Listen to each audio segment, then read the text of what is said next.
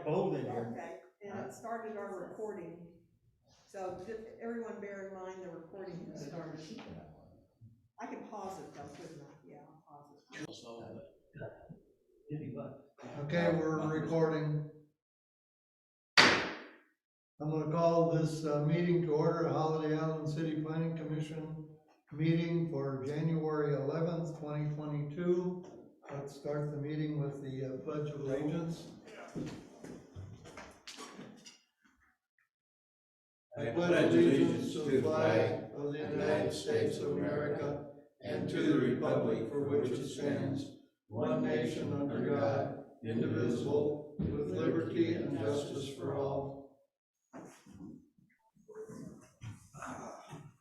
Gary, you want to call roll? Yes, sir. Fine. I'm in a public meeting. It's fine. No.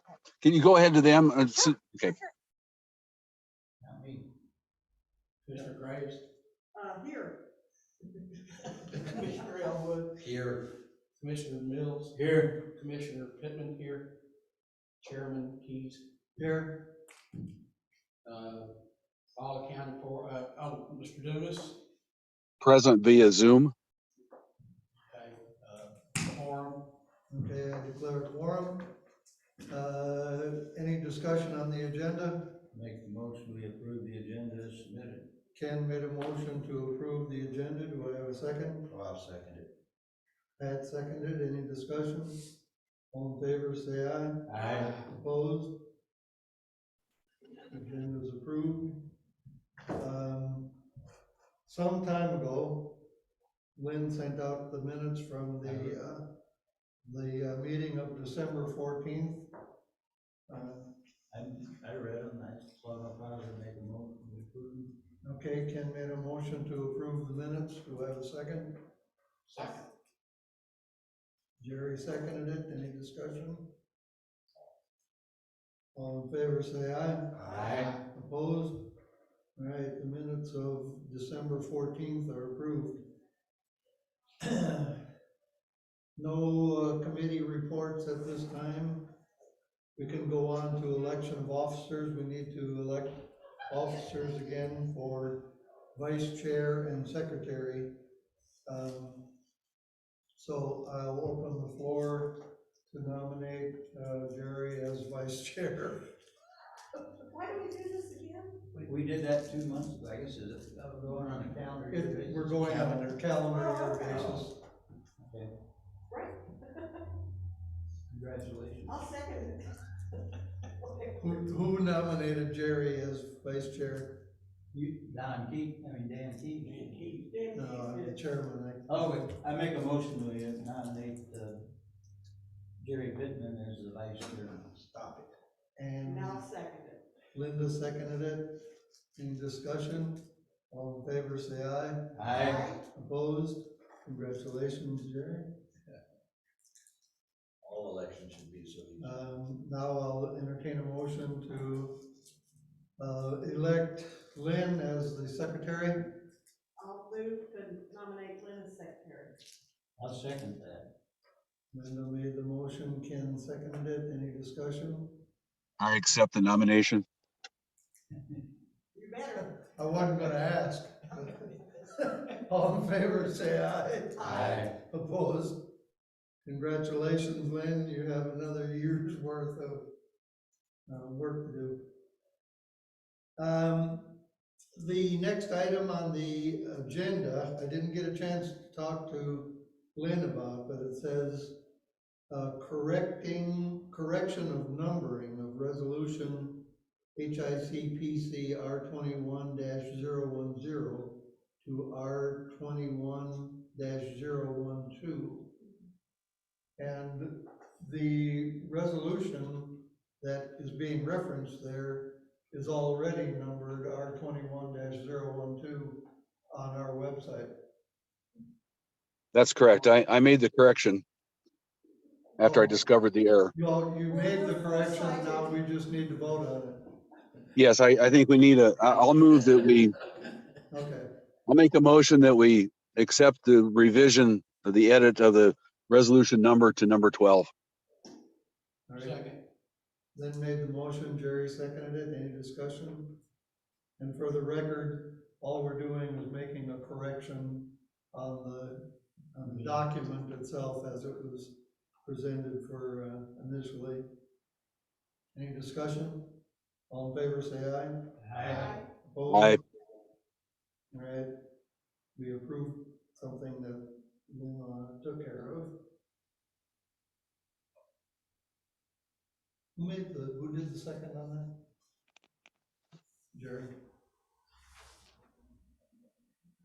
Okay, now moving on to resolution HICPC R22-001, establishing the Holiday Island Board of Adjustment. I will read that resolution, but I'm going to preface it with a comment that the resolution basically states what we as a planning commission want the ordinance to say that the city will be passing. So we're not actually passing anything that officially establishes a board of adjustment. We are just making a recommendation to the city council as to what needs to be done to establish a board of adjustment. So resolution HICPC R22-001, a resolution establishing the Holiday Island Board of Adjustment.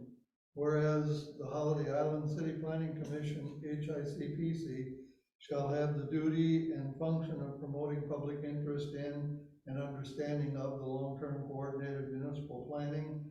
And whereas pursuant to ACA 1456-416, A, E, B, paragraphs 1 and 2, the HICPC has determined that the City of Holiday Island shall establish a board of adjustment to hear zoning appeals from the decisions of administrative officials.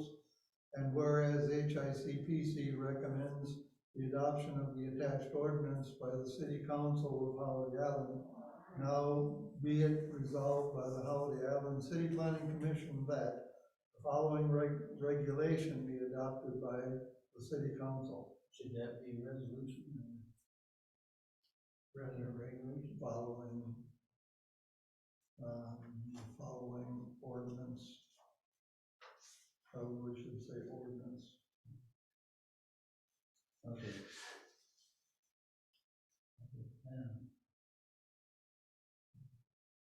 Because it is an ordinance that's attached. Yeah, the city will be passing an ordinance. Holiday Island Board of Adjustment, creation and appointment. The Holiday Island Board of Adjustment, in parentheses, Board of Adjustment, is hereby established, which shall be composed of 3 to 6 members appointed by the mayor and approved by the City Council. Organization, the Board of Adjustment shall adopt rules necessary to the conduct of its affairs and in keeping with the provisions of these regulations.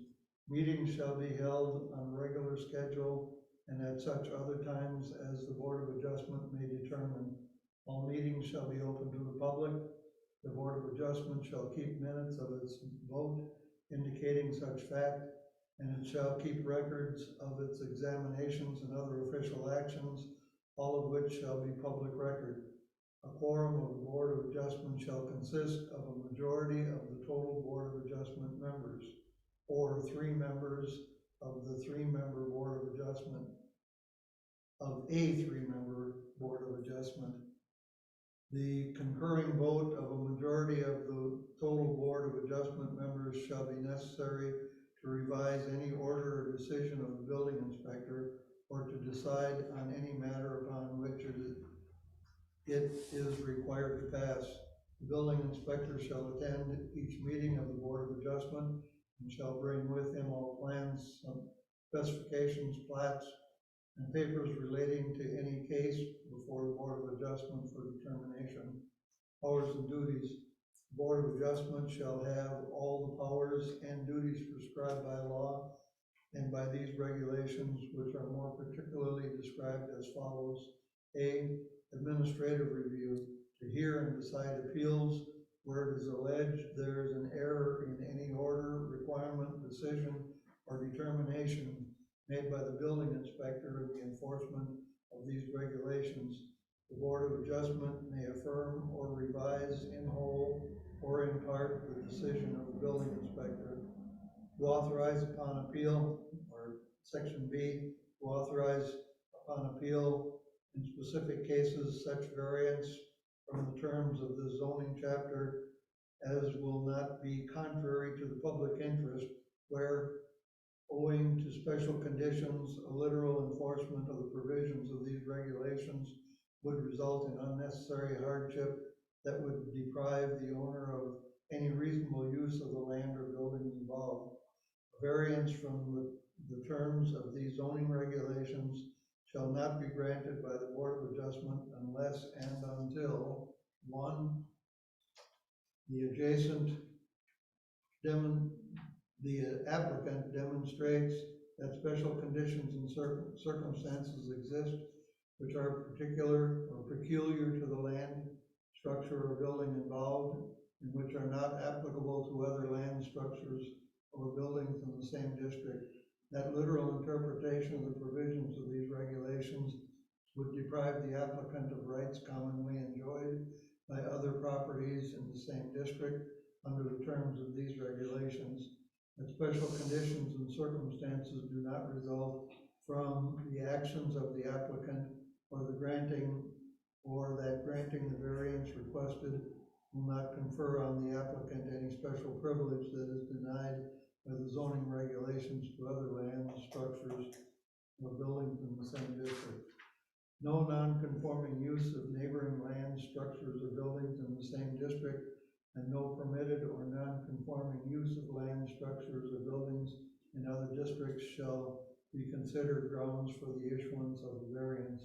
Number 3, the Board of Adjustment shall further make a finding that the reasons set forth in the application justify the granting of the variance, and that the variance is the minimum variance that will make possible the reasonable use of the land, building, or structure.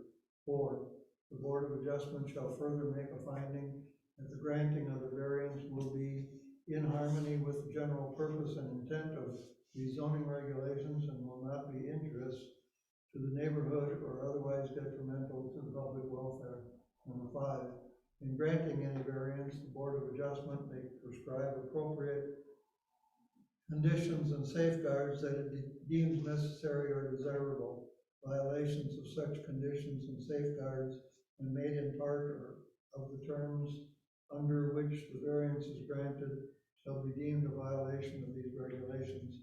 Number 6, under no circumstance shall the Board of Adjustment grant a variance to allow a use not permissible under the terms of these zoning regulations in the district involved, or any use expressly or by implication prohibited by the terms of these conditions in said district. Paragraph C, special exceptions. In addition to the powers and duties specified above, the Board of Adjustment shall also have the following powers and duties: to hold public hearings and decide the following special exceptions. Number 1, interpret zoning district boundaries upon appeal of the building inspector's determination, and where uncertainty exists as to the boundaries of the zoning districts, or where the street or property lines existing on the ground are at variance with those shown in the zoning district map. Number 2, determine the amount of parking required for the use not listed herein. And number 3, vary the parking regulations by not more than 25% from it, where it is conclusively shown that the specific use of a building would make unnecessary the parking spaces otherwise required by these regulations. Appeals from the decision of the Board of Adjustment shall be first heard by the City Council of the City of Holiday Island in a public hearing, passed and approved by the Holiday Island City Planning Commission, Holiday Island, Arkansas, on this 11th day of January 2022. Is there any discussion on the resolution? I had a couple of questions. One was the quorum. and under organization, it says a quorum shall consist of a majority of the board members or 3 members if it's a 3-member board. Right. And then the following sentence says, concurring vote of a majority of the total board of adjustment members shall be necessary to revise any order or decision of the building inspector. So does that mean even though a quorum requires all of the 3 members to be there, that it only takes 2 of them to grant a variance? Good question. I don't believe we discussed that was the intent.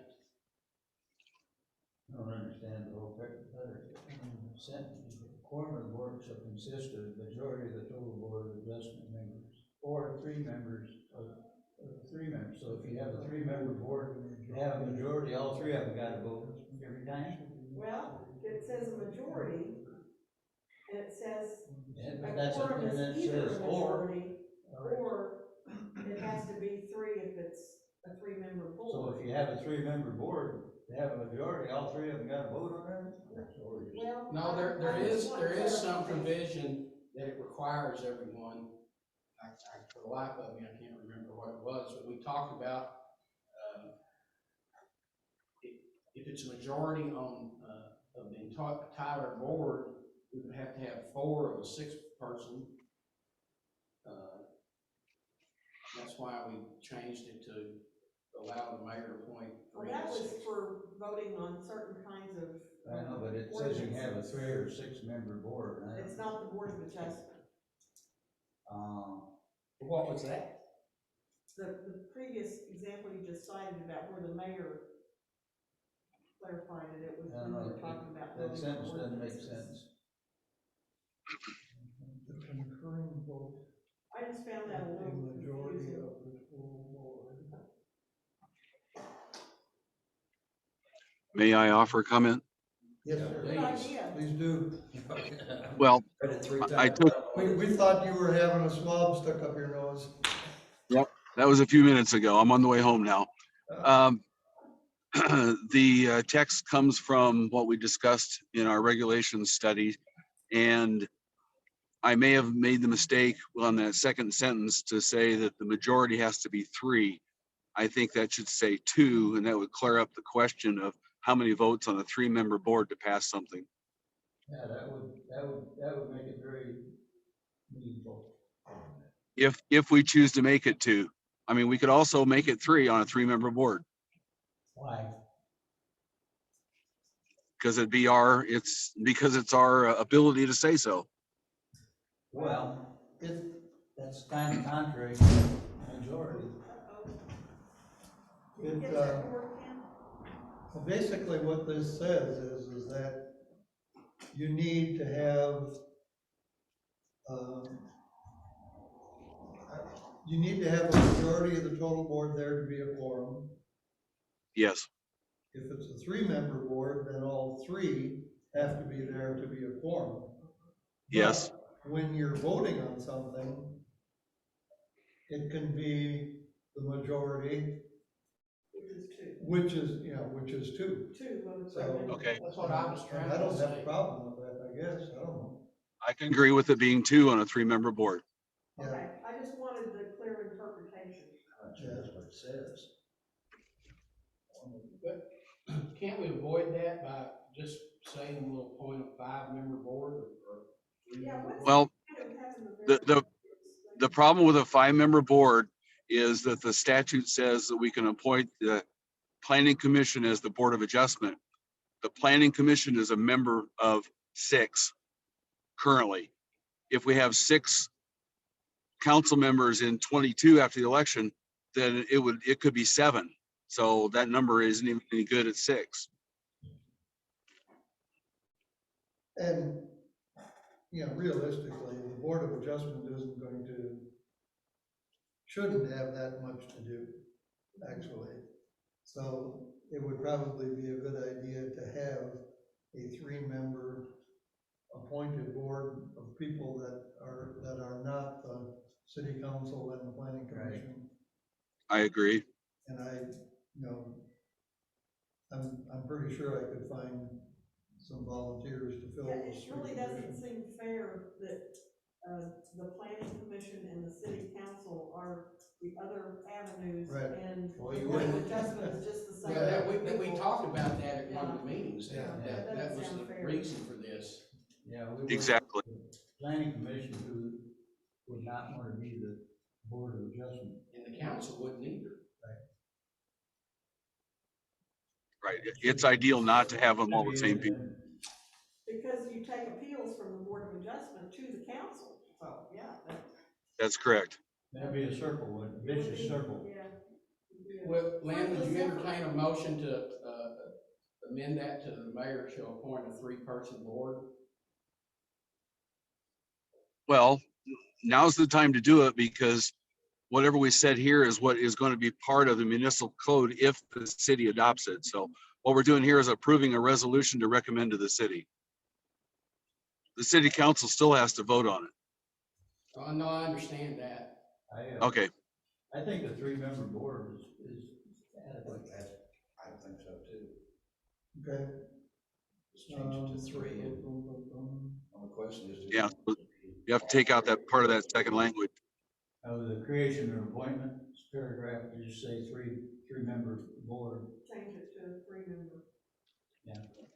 So under creation and appointment, it would say, which shall be composed of 3 members Appointed by the mayor. appointed by the mayor and approved by the city council.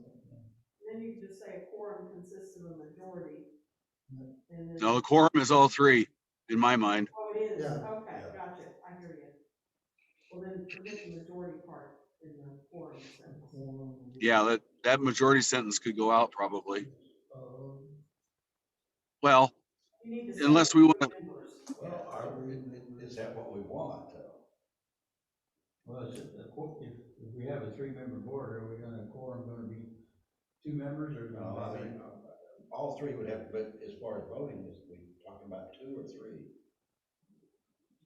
Does it have to be? I don't, in my thinking, a quorum of a 3-member board is 2. Well, yeah, I know a quorum, but as far as, wait a minute, maybe I'm just reading this. The quorum is going to be, all 3 members have to be there. But when it comes to voting, only 2 votes are necessary to pass something. Yeah, okay. So a quorum of the board of adjustments consists of all. 3 members. Right. Of the total board of adjustment members. Yeah, so the, under organization, a quorum of the board of adjustment shall consist of 3 members. The Period. concurrent vote of a majority of the total board of adjustment. So that, or 3, or that, That sentence, okay. or 3 members, take that out.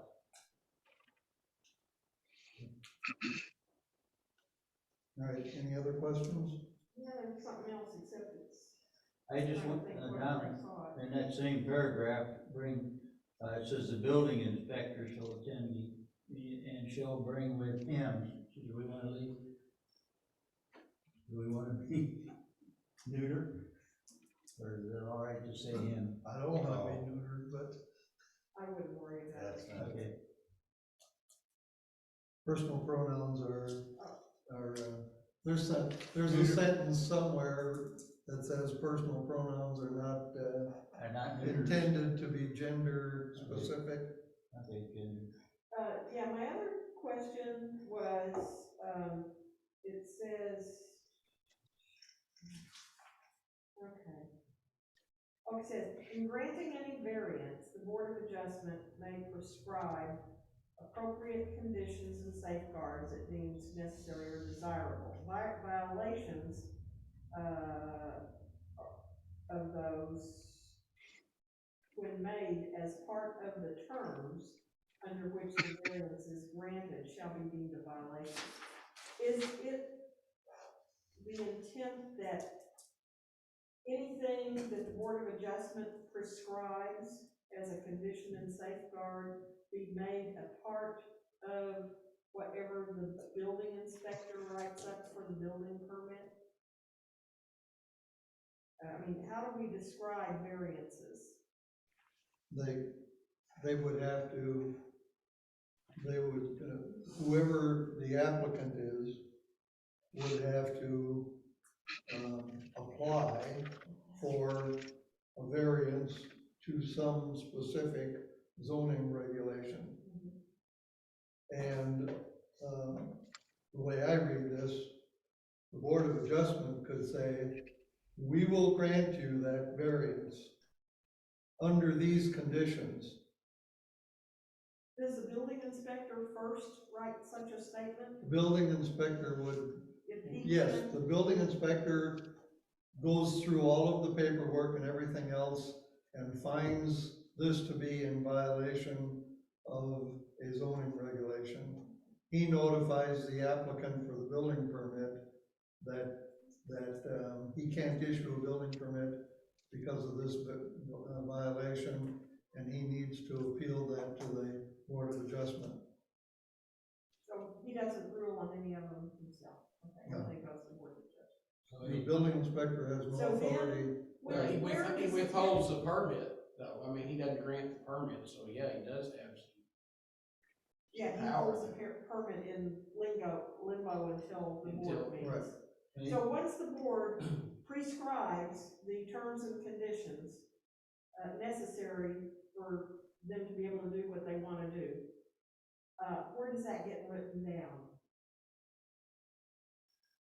I would imagine, I don't know, I'd have to look at, Would I you mean, we agree would it have needs to- be written down? you know, I did draft some forms to use, but that was some time ago, and I don't remember. I just read those this morning. I don't remember what was all on The them, view, but on those forms, there needs to be the decision of the Board of Adjustment, and that needs to accompany the building permit. Okay, so that's where it might be written down, like an attachment to the building permit, okay? Because apparently we're gonna have to follow up with violations, and if they end up violating those terms, you know, they get fined somewhere. Right, and the building So it has to be in writing. the building inspector would issue a stop work order, and, you know, Okay, so that's a follow-up It's point, you need resolved. to make sure that the form has some spot to put down the conditions.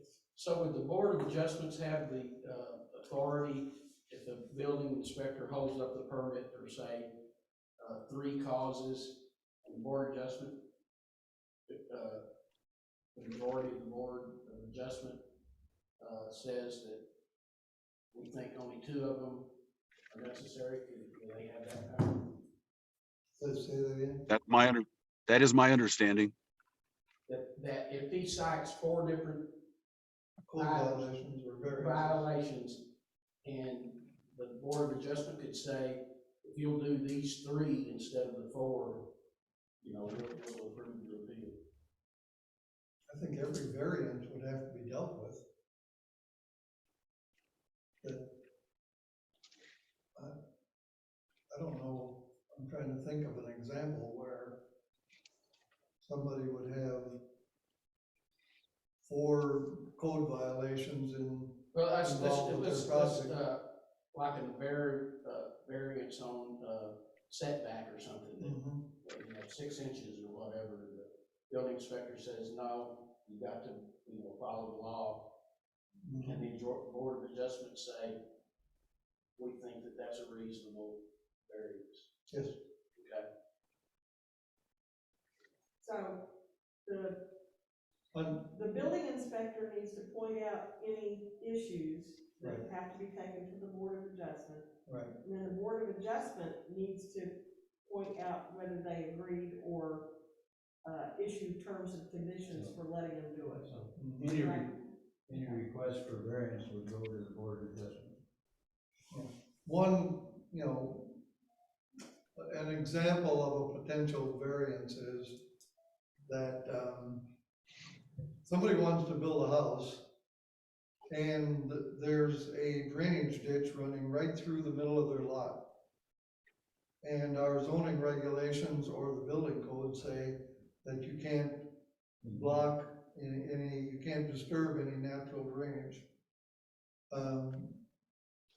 A condition of granting a variance to that would be that they would dig a new ditch for the water to run off.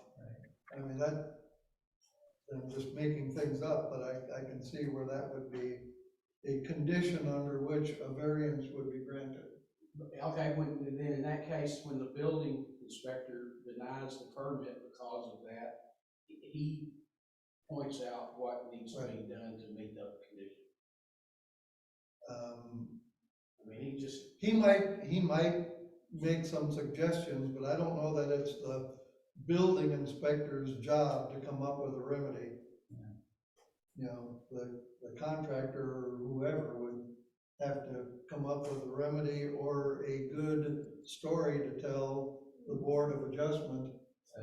After just reading that form that you had designed, that would be what the way that would happen. That's because there's a place in there where you would put the remedy, your proposed remedy. I mean, we know it's gonna come up, but, you know, I'm talking with Doug and Mickey, they said that in the years they've been doing it, there's only been, you know, 2 or 3 actual requests for a variance. Most of the violations are people that never asked for permission in the first place.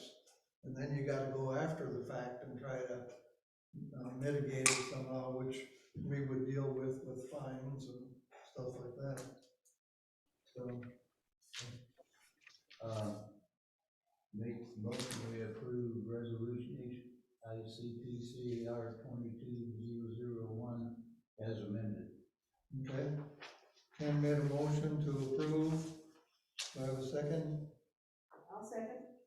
Linda seconded, and I will make a comment that since we discussed, you know, several changes here, either Lynn or I will make those corrections and send them around to everybody to make sure that that's what make sure we all agree that that's what we agreed on before we sign it and post it. Any discussion? Roll call vote, I guess, maybe, in this particular case? Yes, the resolution, I think. Commissioner Ray, Aye. Commissioner Elwood, He says it with a question mark at the end. I'm like, yeah, aye. Commissioner Mills. Aye. Yes, that Commissioner is the right Lewis. answer. Commissioner Dumas? Lynn, you still there? Nope. Might be getting out of the car. He's going Commissioner down. Pittman, aye. He's going down. Chairman Keys, Aye. I guess. He didn't get the vote. All right, the majority is yes, so the resolution passes as amended. Now, the next thing on the agenda is to continue discussion on proposed zoning regulations. And now we really need for Lynn to get back on, so. I'm at my desk and I'm trying to get my, How are you feeling, by the way? Don't tell us that. Are you feeling COVID-y? easy, sorry. Okay. Zoom. Well, I think you can start, Dan, with what I have for notes. Did you get that note? Which The one? quick note, the cliff notes for the meeting? The, No, I don't remember seeing list any. of, Okay. Does everybody have their copy electronically or otherwise open? All right. The stuff in Okay. yellow doesn't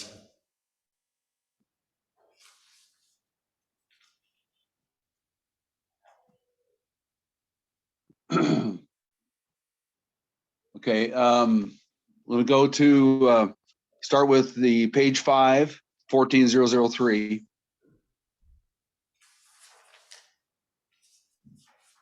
And what I did there was move all that text about HICID and the uniblock block or uniblock lot, all that information came out of 14070, which was where the zones were described. I think it better fits in the purpose section, is why I put it there.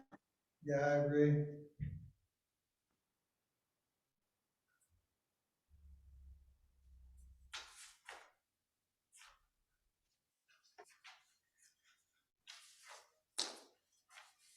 Is everybody okay with that? Yep. Yeah, Okay, page 6, 14005 then.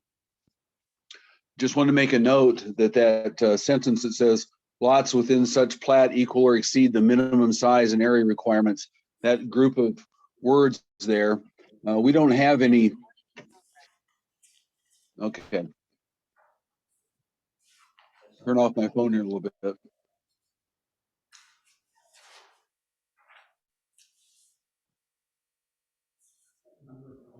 Okay. That doesn't correspond to the number you read on mine. No, that doesn't talk about something else. 14005 on page 6. Oh, okay. Nature and application. Okay. Yeah. Why is it? Mine's not saying that. Page 5. Okay. Okay. Can you hear me now? Yes. All right. I got the last running. Okay. So on the notes then in 05, we don't describe. You're cutting out, man. Excuse me? You're cutting out. Oh, maybe I should go back to the phone and ignore the PC. Can you hear? You're not cutting out now, only when you're saying something important. All right. I'll face the microphone. Maybe that's the problem. We don't have Yes. lot sizes because that dimensions. Now you're fading out again. All right. I'm going to rejoin with the phone. The internet.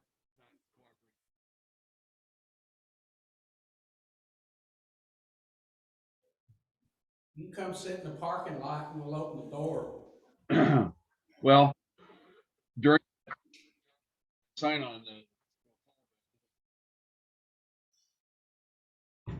I don't think.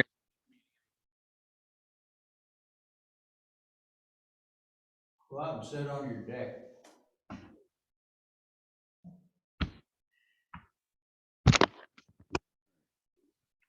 Come on. Recording in progress.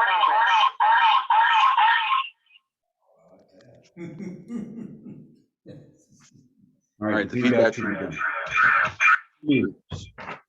That sounds like tiring. My laptop is still going. All right. Watching TV the other night. Helicopter flew like it's gonna fly right into the house.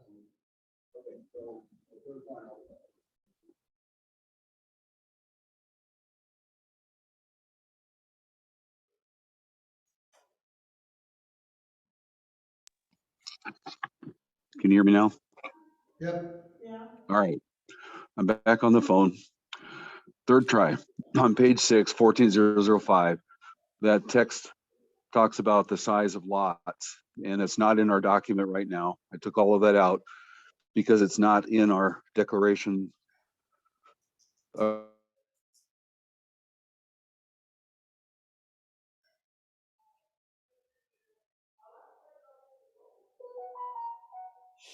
Lynn, go back to your phone.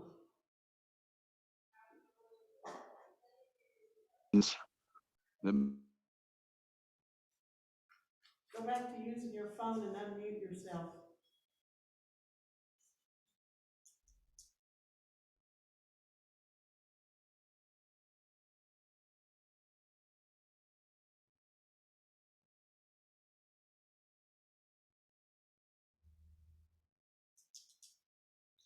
a long meeting. He's still hooked in with his computer and his phone.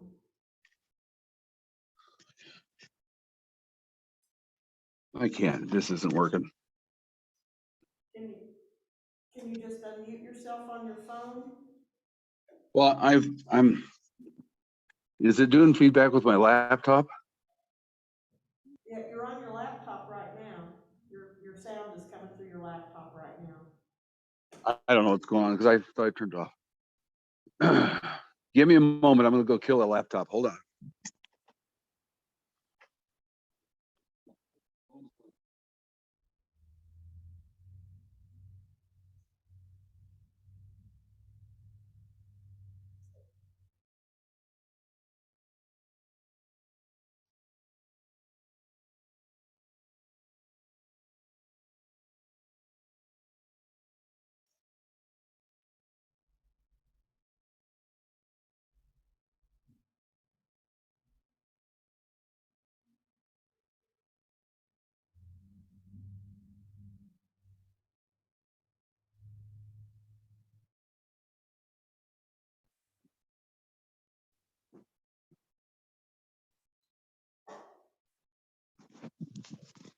Okay, is it better?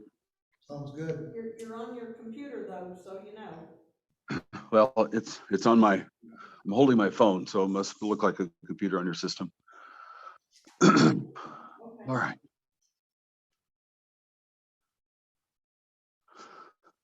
All right, so a fourth try.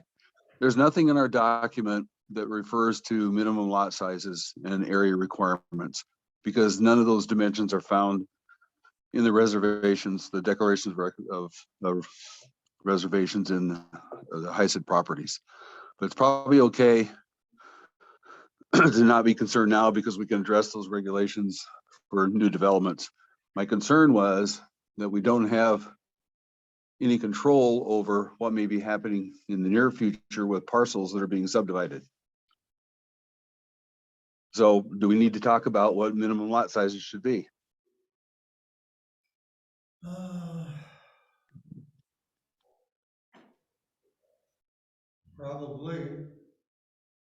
Probably. Are there certain minimums in the covenants for particular No. units? Or do No. they vary by section? I don't think there's anything in the covenants. There's, I found nothing in any of the covenants regarding minimum lot sizes.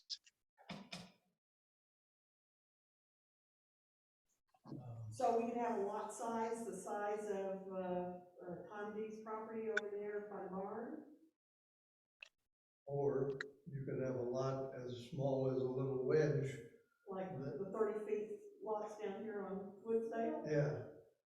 Or you could buy a parcel and, you know, a 1 acre parcel and chop it up into 10 1/10 acre lots, Well, yeah, and we wouldn't want that. No. don't the covenants have minimum building size? Building size. They do, but Well, not lot sizes. Yeah, but they also have minimum setbacks, and if you put all that together, it's gonna automatically. All the covenants have minimum lot size coverage by the buildings. So you could build an awful small building on an awful small lot. My house, I mean, my lot is barely big enough to meet the covenant requirements. I mean, I'm within 3 inches all the way around the house of being, you know, outside of the easements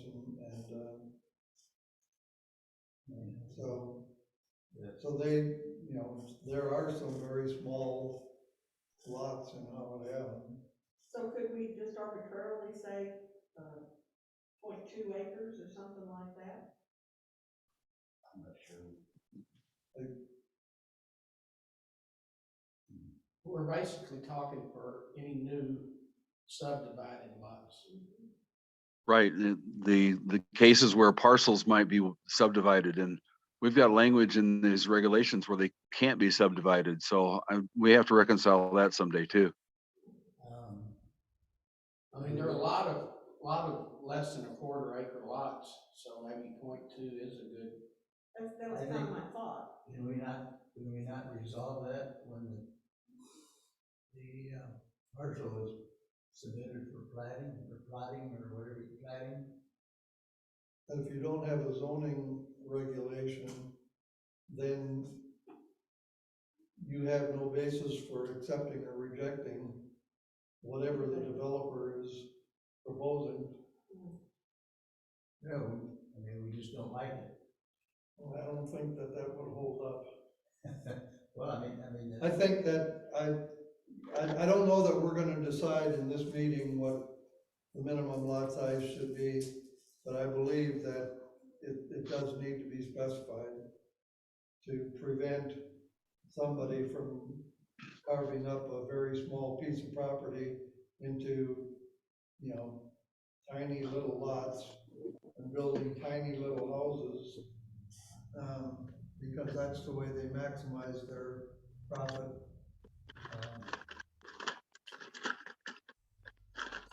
I don't know. I agree. That's why I brought it up for discussion. Because in the model regulations that I copied from, we describe in R1, it tells you minimum lot size. Same thing with R2s and R3s. So I took them. Yeah, I remember reading from P Ridges too. They have a minimum lot size for a low density residential. They have a different lot size for medium density residential. They have a different lot size for high density residential. So. Yep, it's customary. It's done that way, I believe. Yeah.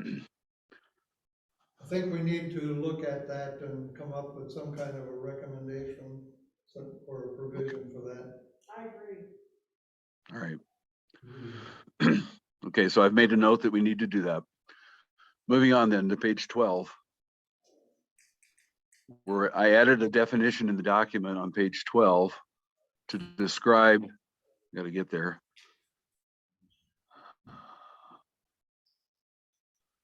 Manufactured housing subdivision. We use that term later on in the document when we're describing the zones. So I added the definition of tract of land subdivided into lots of individual ownership that is used or intended to be used by 2 or more site-built units, residential design manufactured housing units, or manufactured housing units, in which has public sanitary sewer facilities, public water, city or electricity, and other utilities available. That's different than what's right above it in that definition of a housing park, which is a tract of land of one ownership that's intended to be used by 2 or more manufactured housing units. So this would be a planned development of manufactured housing units. Yes, yes, that's correct. But there's 2 ways to put manufactured housing units in a development area. You can make it a park or you can make it a subdivision. Yeah. And a subdivision wasn't defined as individually owned lots any place in the document. So I thought it'd be appropriate that we put a definition here. Yeah, as you have highlighted there in yellow, that sort of describes unit 1. And Yes. Well, no, it's not. A subdivision, a tract of land where you divide up a bunch of lots, you put a group of housing units together. It's just a distinction between the difference between a housing park and a housing subdivision. yeah. Well, Okay, we can. In that respect, the manufactured housing subdivision could be unit 1 if somebody bought up, 20 lots, in a row and put manufactured homes on all of them. But at any rate, Okay, page 18.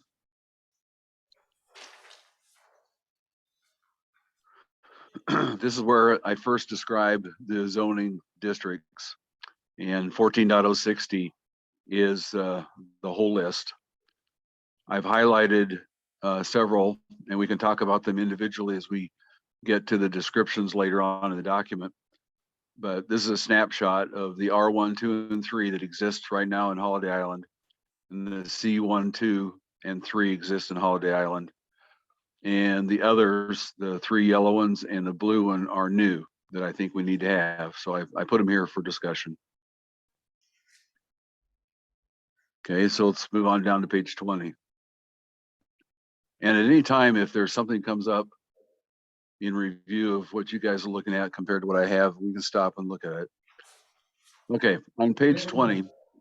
Lynn, Yes. you and I talked about, or we raised the question, do we want to restrict how old I think we prohibit somewhere in here, I think we prohibit mobile homes, but we don't really say anything about how old a manufactured home could be. In other words, could somebody drag a 1971 manufactured home into Holiday Island and put it on a foundation? And where would we deal with something like that? I think there does need to be some sort of a. It was in there someplace. Well, on page 37 in 14166, it talks about that topic. Okay. And did you see the? We can Yeah. wait till we get there then. Okay. All right. So I'm back at top of page 20 where the descriptions for each one of these zones is described. And a moment ago, you talked about low density, medium density. Those are terms that were in the model regulations that we copied from. So I left that in here. And R1 is the purpose of the district is to accommodate the single family residential uses of one residence per lot supporting these uses. So that is the typical lot in Holiday Island for residential. R2, the medium density, that's where you have 2 family residentials that are typically a duplex type arrangement on one lot. And I added in blue of concern or question for today. Shall we permit or do we permit R1 builds in R2 zones? Personally, I think it's okay.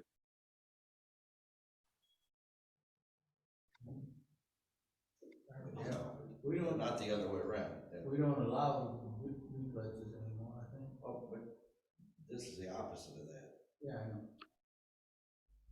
It's kind of like the unit that I don't think it's like the unit that Dan lives in now. It started out to be R2, but there are R1s, and you've since changed it to only R1. Right. So somewhere, okay. All right, then R3 is the multifamily where you have a situation where in the middle of that definition, it says the maximum density in this district is 16 dwelling units per acre, not exceeding 4 units per lot. And then I added that R1 and 2 is also permitted in an R3 zone.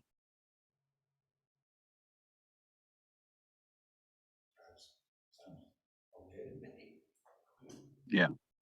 Yeah, Oh, there won't be many of them, but no. probably not.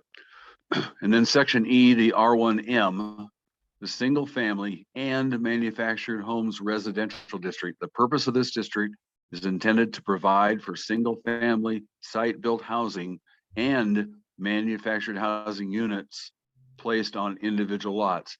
This is the zone that we need to use for unit 1. We can't call unit 1 just R1 because it has the permission for manufactured housing units. And by the way, the statutes require that we have at least one zone, one district in our community that allows this. So R1 fits that perfectly.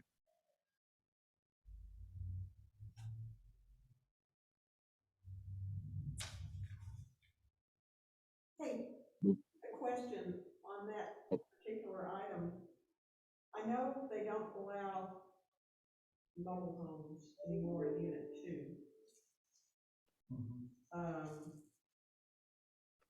I believe they, the existing was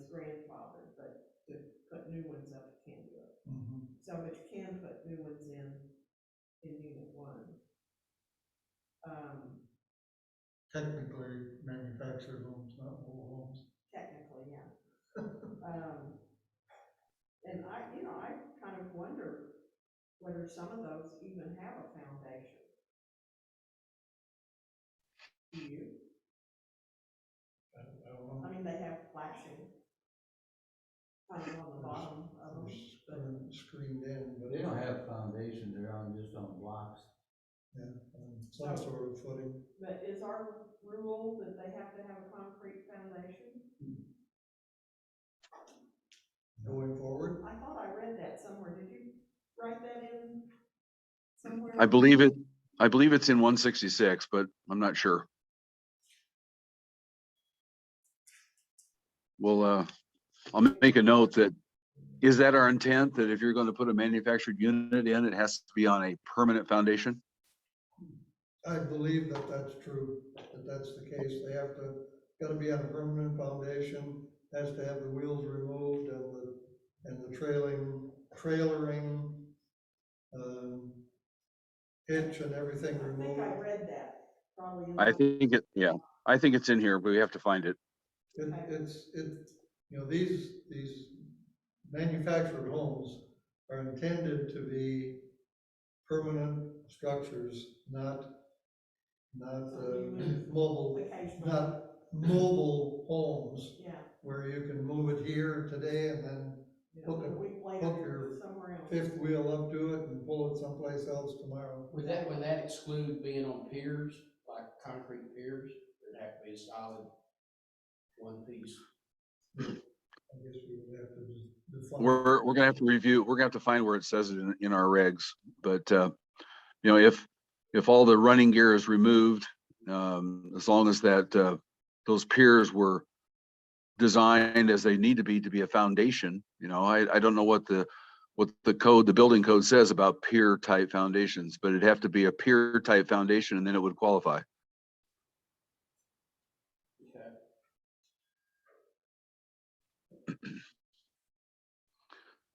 Okay, then F, the R-MH. That's the one that I thought we would use when we're talking about putting together the subdivision or a housing park for manufactured homes. We don't have one now, but that would be the zone we would call it an R-MH for mobile homes or manufactured homes, I should say. And again, that would only apply to unit one, it sounds like. I don't think it, well, right now, all of unit one would be an R1M because by definition, it's one home per lot. Would have to be something done. But if you wanted to put in an RMH. If someone wanted, yeah, if someone wanted to develop it, the planning commission would have to meet and change the zone to an R-MH to permit it. But would unit one be the only place you could do it? No, you establish a new one. I'm just saying. Well, I think For that, If you took you're a new parcel, you could make it. you're making an excellent point. I think we need to add a sentence at the bottom of this that RM-H are only permitted in R1s. No, we don't want to permit it there. It's in new subdivisions, or could it be in R1, RM1, 1M? Now, I was just thinking that the covenants for unit one are the only ones that permit manufactured housing. Right. You could take one of these parcels, supposedly. But it's in another unit. It's not in a unit. Parcels are in a unit. No, they're not. Yeah, they are. They're all surrounded by units.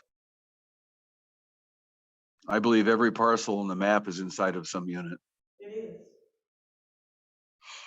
I don't think the covenant in unit one, Land outside. I don't think the covenants of unit one allow more than one home per lot. So to build a subdivision in unit one, I think that'd be violating the covenant.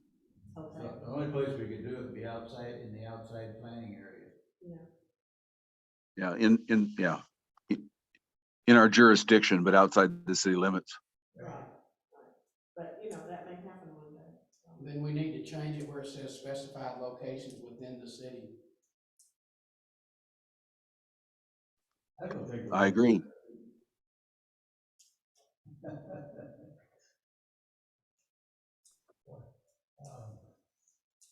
If you set it up, then that means you could allow it, but if you don't set it up, then you can't allow it.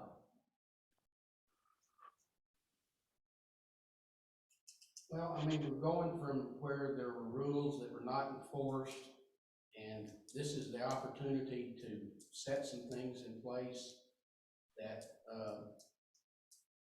I don't know, kind of improve things.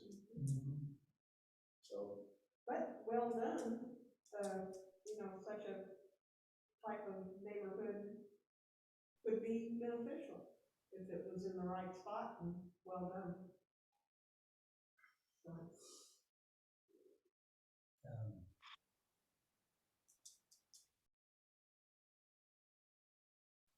Well, right now, there are no locations specified within the city, so it doesn't say that there's a spot where this could happen right now. When we're all done with this, we need to kind of look around Holiday Island and say, okay, we have this situation right now, which we're really okay with. You know, where does that fit into our zoning? As an example, Peachtree has the, you know, let's call it the apartment, or the apartment complex where people live in congregate housing. But then around the outside, they have all those single family patio homes. And I don't recall if they're individual houses or if they're duplexes or. They're duplexes.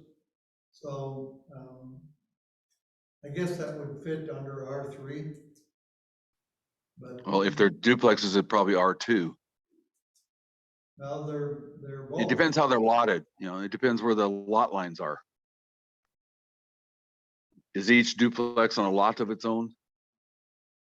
Yeah, I don't know, they're two housing units and they're joined together, so what are they got? They're duplexes. we probably have. I bet if you look on, I bet if you look on Data Scout, they're individual properties. That Yeah. Each side of the duplex gets their own tax bill from the county. Right. And you buy an individual. Huh. Individual ownership, so. So I didn't intend for us to try to classify all the property in Holiday Island here, but I would like to know that everything we have here right now fits something. Or if it doesn't, right.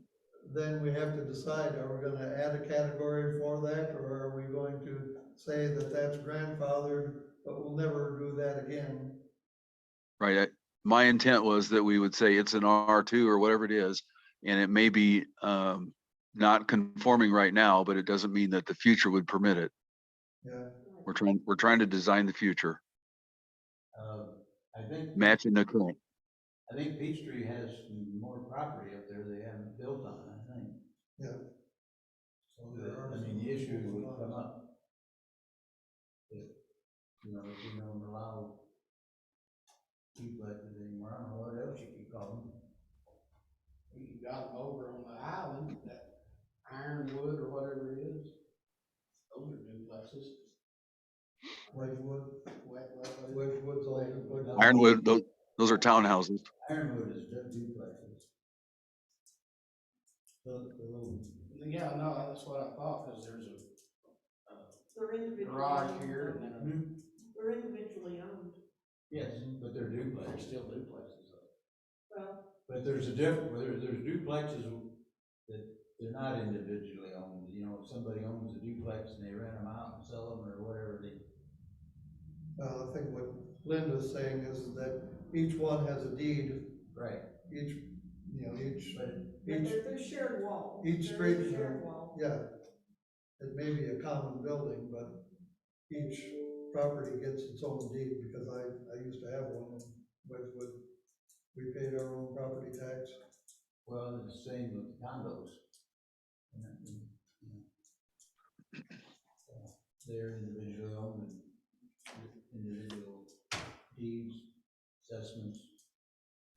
Which if they would have done that with all properties, it'd been a hell of a lot easier. Some of them single only. Okay, moving on. Yeah, we're at the top of page 21 then. This is the chart where in some of this we've already read, especially in that ordinance or the resolution you just passed, that we're going to consider the uses that are permitted in zones. And this is an extensive table that I'm saying we need to table it for now, not work through it. But if you glance down through it on the 1, 2, 3, 4, 5th line, there's a line called townhome / condominium. And that's the Ironwood, Wedgewood. And we have to decide, is that going to be permitted or not in each one of the residential zones? Right. So this is the effort that needs to go into once we define the zones, what kind of uses are going to be permitted, because this is what's going to be referred to when someone says, I want to do such and such in a certain zone. Going to look at it on this chart and see if it's permitted. Then they don't even have to ask. If it's conditional, they have to ask and get conditions. Not permitted, it cannot be permitted. So I'm saying we need to go through this after we're done with all of our text. Yeah. Page 23.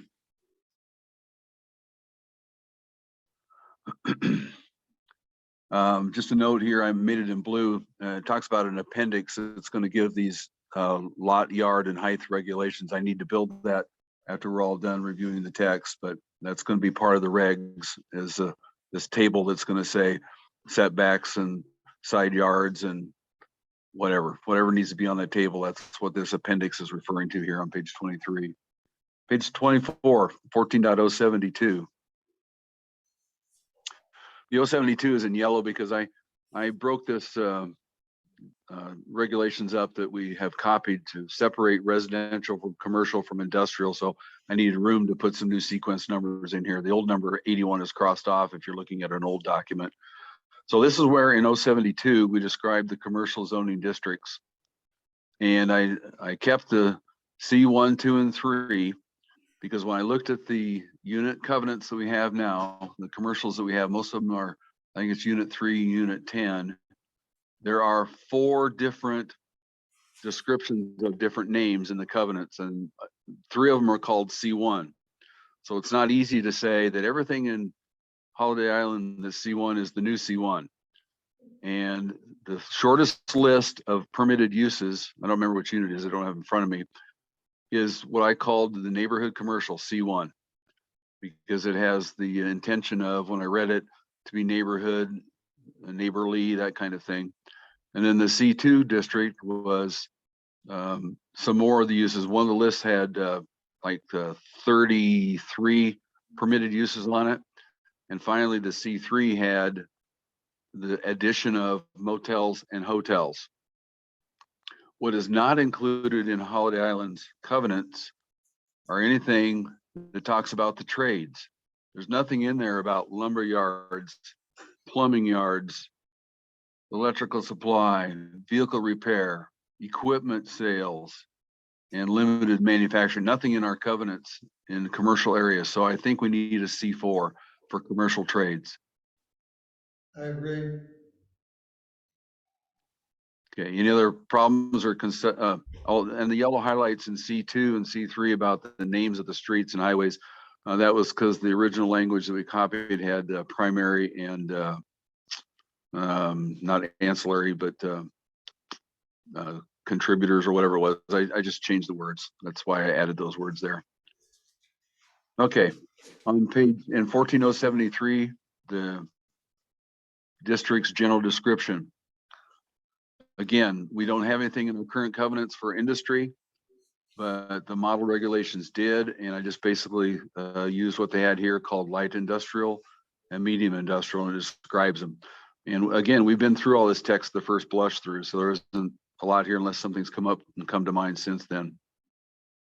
But they're part of that original list that we looked at the top of this discussion.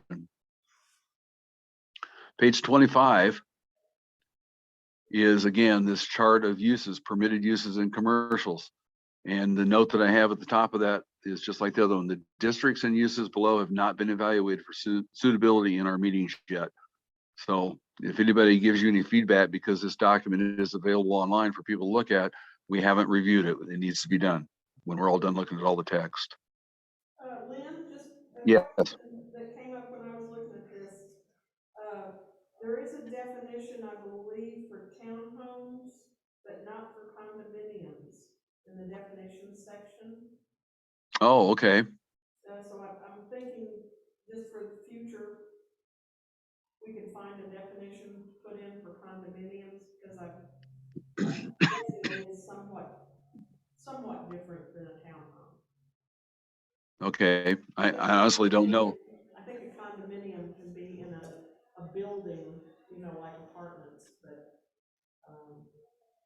I'm not positive what a standard definition would look like. Okay. Well, We have condominiums, right? The Oak Point, aren't those condos? They're, Point, they're yeah, they're don't, townhouses. don't go by what they're called though. Yeah, They're they townhouses. Just because they're called, just because they're called condominiums doesn't mean that they They're technically meet that, cause I, more they're technically, townhomes, a they're townhome. townhouses. I believe they fit the townhome definition.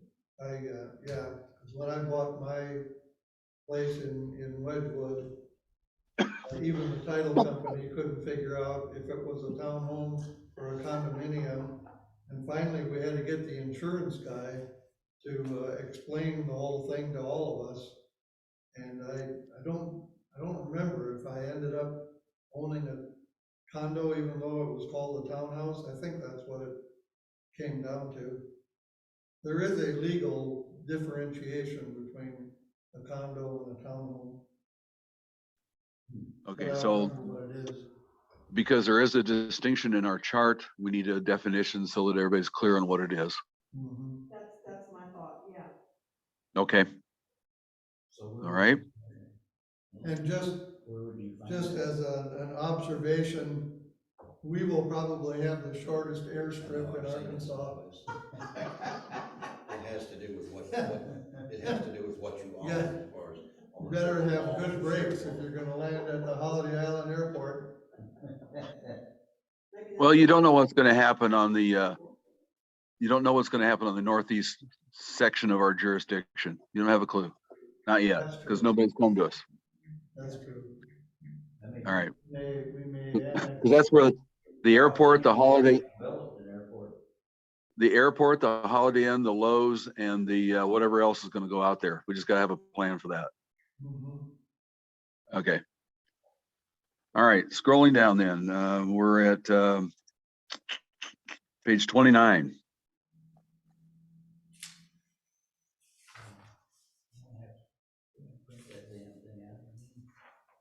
Here's where I thought we'd probably have some good discussion. 14.080. Everybody there? Yeah, Holiday Island Suburban Improvement District zoning, a general description. I created 2 zones for use because there are certain properties inside of the Holiday Island municipal boundaries that are owned and controlled by an organization called Heisen that was here before we were. And I think it's appropriate that we define some of those zones so that we can know what's going on and basically to have control that a city has a right to have control over. So the H-G is what I named the Heisen Green Space District. The purpose of this district is to guide the conversion of these lands to residential use or community spaces, such as trails or parks when appropriate. Natural areas should be protected by appropriate standards until they are well served by municipal facilities and services that will permit development. Is everybody okay with that description of the properties that Heisen owns that aren't lots, but are these green spaces around our community? Yeah, but your first sentence, I'm puzzled at. It says the purpose is to guide the conversion of these lands. I mean, that's surely not our only purpose, is it? Well, say and to explain that we're going to have a part in what happens to them. That's true, but to say that the only reason we're doing this is because we might convert them to residential use or community spaces, well, I mean, I guess they could be converted to community spaces. That sort of says it there. I just got stuck on that residential use. Okay. Well, there are some parcels that are large enough that someone might want to develop them for residential uses. That's why I left it that, because they're included, or those parcels are inside of R1 districts. So then the definition for H-C is the commercial stuff. The purpose of this district is primarily intended for the provision of HICID amenity services and the conduct of HICID business. This district is intended to be embedded in and serve the residential neighborhoods. So 2 different kinds of properties. Go ahead.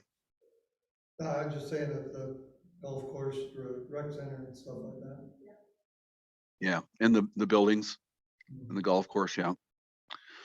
Okay, so in 14081, we talk about their uses.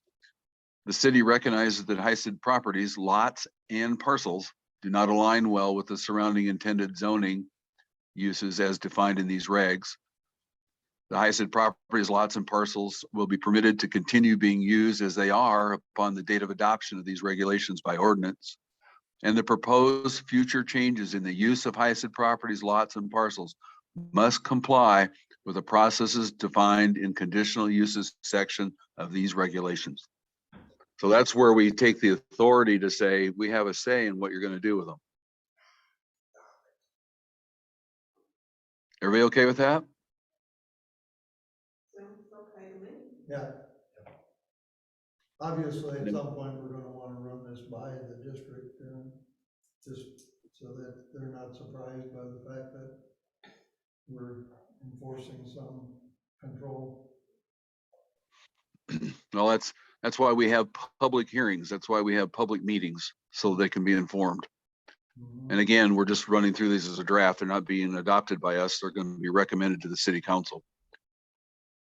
Okay, then 14.0.82 was just for the government properties that may exist someday. I created the first one, or description, called City of Holiday Island. There might be a government property of state owned, there might be a federal. So we have at least a scheme in our zoning plan of what to call those areas. But I didn't put any definitions or work into that for now, just left it marked reserve. What would the post office building be? Well, right now, the post office, my understanding is they're leasing that from a private owner. So if the post office decide to buy land and build a building, it'd have to be government zone. Okay. It'd be my thought. It'd have to be government zone. I saw government zone. C1. It would just be commercial. Okay. Yeah. Because I'm looking at zoning maps for other communities, I have seen government properties marked. That's what came to mind why I did it. Okay. This is 80, down now on page 20, oops, 29, turn my page. Page 36.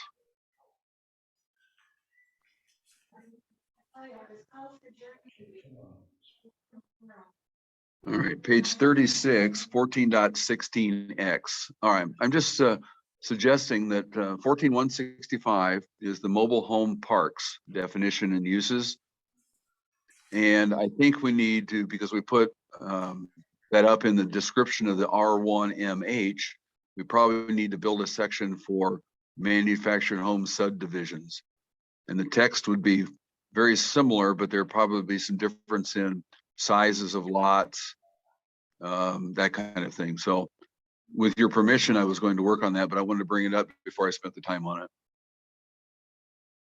And it'll require a renumbering of the others. All this is going to get renumbered anyhow, but it'll change that if I build a section for subdivisions. Yeah, it's okay with me. Okay. In 166, now we're to that section we were talking about manufactured housing units. It says in this section, these units that do not meet the definition of a manufactured housing unit residential design must be considered permitted uses only in R1M and R1MH districts. So Where are you at? 166, Okay. top of page 37.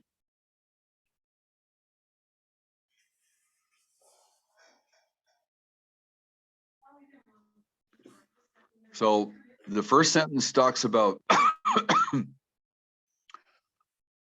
if they don't meet this definition of a manufactured housing unit, residential design, and that's clear at the very top.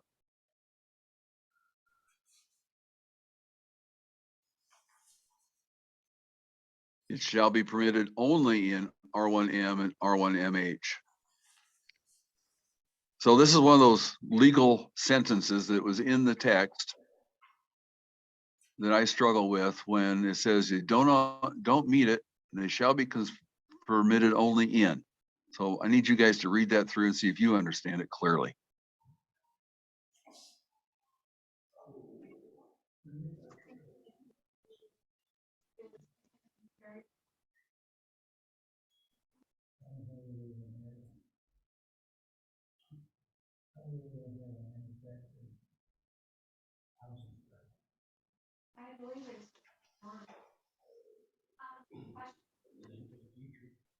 The only thing I'm struggling on is the use of the word mobile home.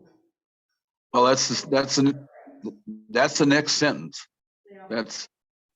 That's where, that's the other subject. There is no permit or other approval shall be granted for the placement of a mobile home within the city corporate limits. So if it's a mobile home, which means it was produced before June 15, 1976, they are not permitted in Holiday Island. That was defined, you're saying. Okay. What, Good.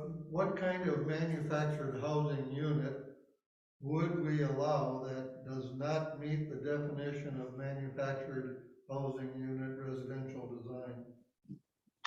That's described in 167. Minimum width, minimum length, its design, the pitch of the roof, what it's covered with, its eaves, its siding, the foundation, the entrance, finished floor elevation, all that stuff is described. Those are the conditions of it has to meet in order to be placed in an R1 district. If it doesn't meet that, it can only be an R1M or R1MH. Okay. So we talked about modular homes earlier. That term is not found in this document, and I didn't find it any place either. That's the old term used to manufacture a house by blocks in a factory, bring them and assemble them, 2 or more chunks of house, and you end up with a house, and when you're all done, you can't tell it's not site built. So if it met the requirements of 167, you can put those manufactured homes in R1. But if it doesn't meet those, they have to be in R1Ms or R1 or RMH only.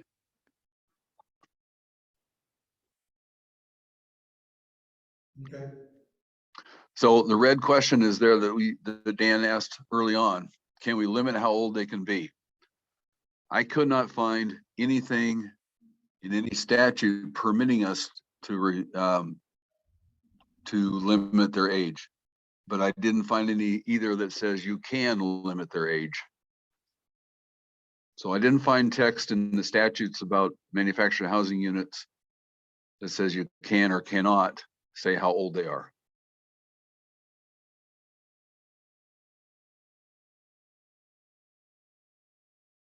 And I have a problem with that because, if somebody buys a new manufactured home built to the standards developed in 1976,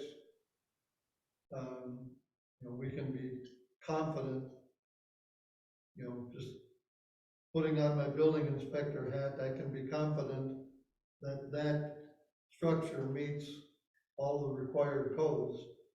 If somebody comes dragging in here with one that was built in 1977 and they just picked it up from a auction somewhere in Missouri, and they want to put it down here and it's been poorly maintained over the years, how are we going to make sure that that meets any kind of code or standard?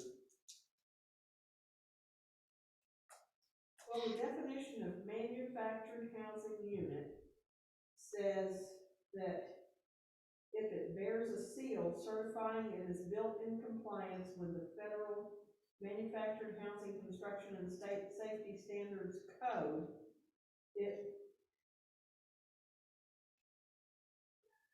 But if that seal is dated 1977, Yeah, I mean, this, and we have no idea how that manufactured home was maintained over the years, I mean, there could be siding ripped off of it, plumbing could be shot in but it, it the seems like electrical that could be wouldn't there be rotted. standards, building standards that the building inspector would check on? what? Well, I could answer it this way.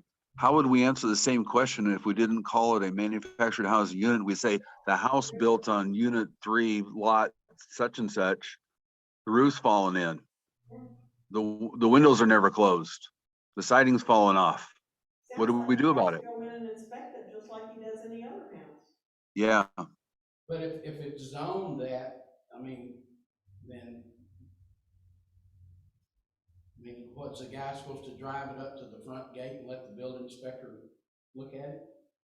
Well, I guess when they place it on the foundation, and they go in and check it out, they say, well, this doesn't conform at all, move it. And I mean, they could not issue an occupancy permit until it was brought up to standard, I guess, but, True.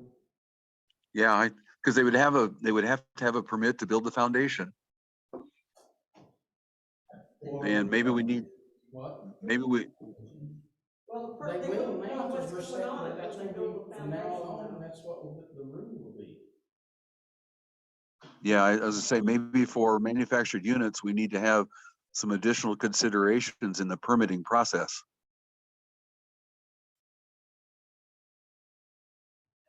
They would have to have the, when they build it, if they're gonna put a foundation in, it's gonna have to have certain size to it. Right. So they would have to know something about the unit they're getting.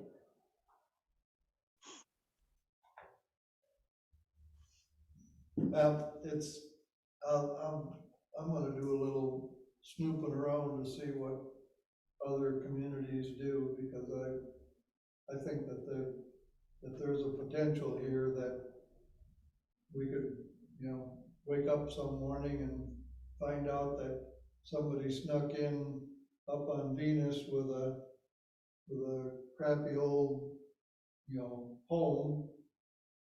Might have been built after 1976, but it's a piece of junk. And, they put it up on blocks and there it is. Well, Now we gotta. but up on blocks is probably not a suitable foundation. So, they're in violation anyhow. We get our fines started, get the injunction started.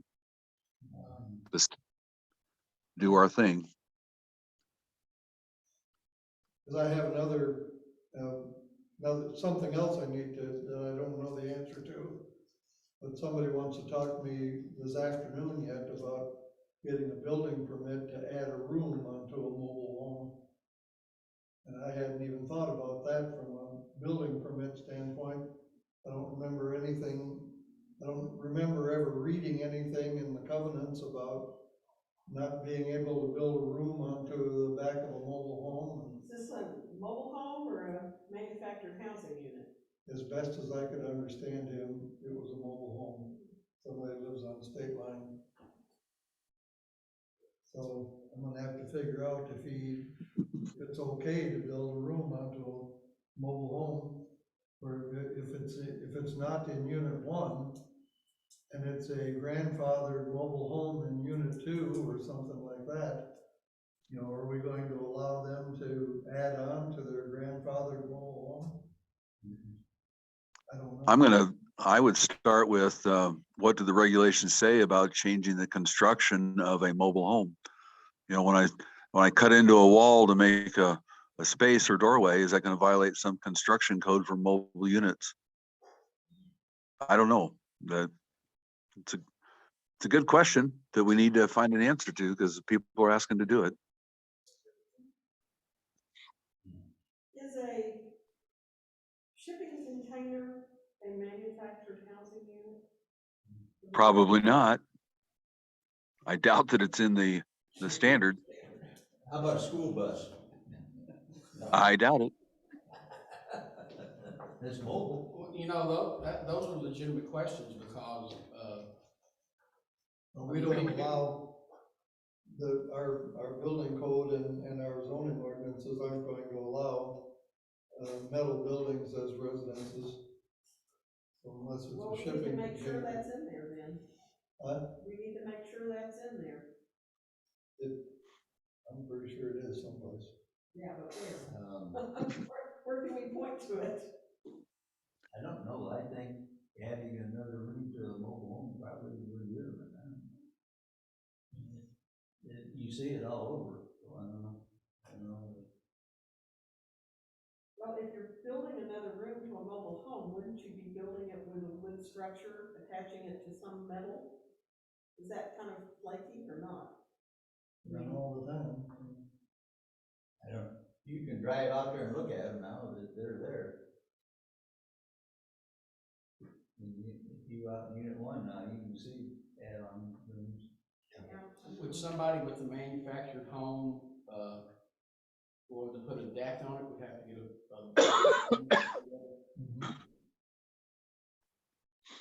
Will they? Only if you catch them, but, so hopefully we'll have a mechanism in place to catch them. Right. okay. Moving Page on. 42. Page 42.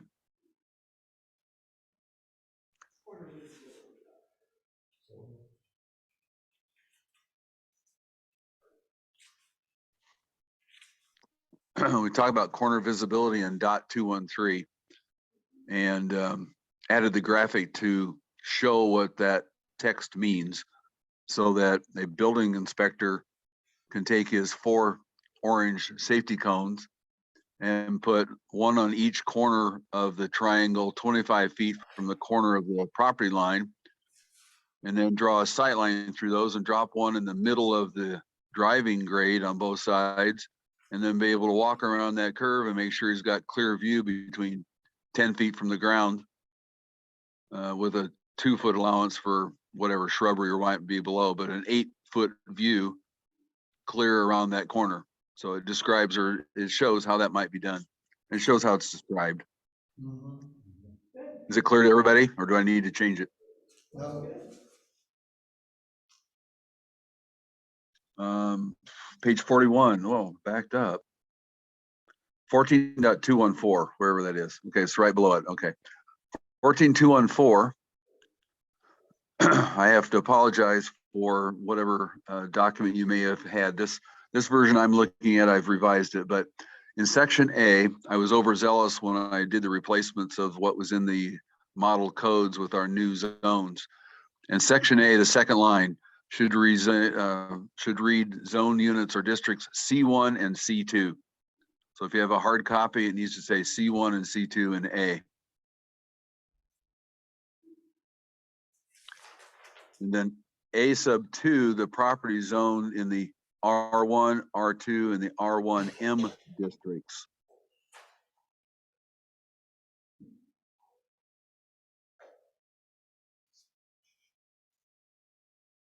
And then under A, there's a B on exceptions, and then below it's a 2, and then the small letter A, it says construction of use permitted by right in an R1, R2, R1M district.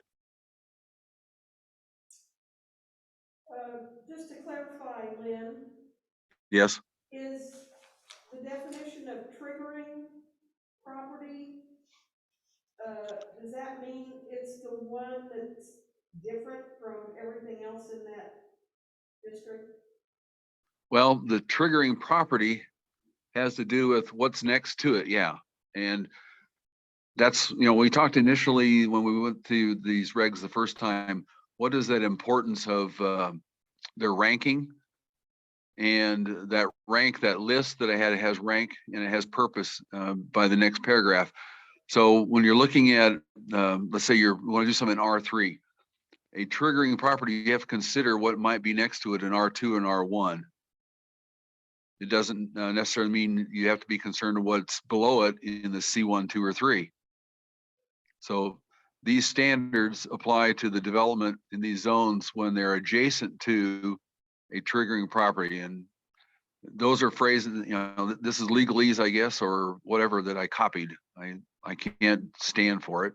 I mean, I can't justify it. I just know that it was here. I didn't change it. That's the way I read it after I read it over and over again, trying to figure out what is triggering property and what does this prioritization of this list mean and how does it work. This is where it kind of fell into place for me. Maybe the first paragraph helps too, that it's for the adverse impacts sometimes associated with higher density residential uses and non-residential development.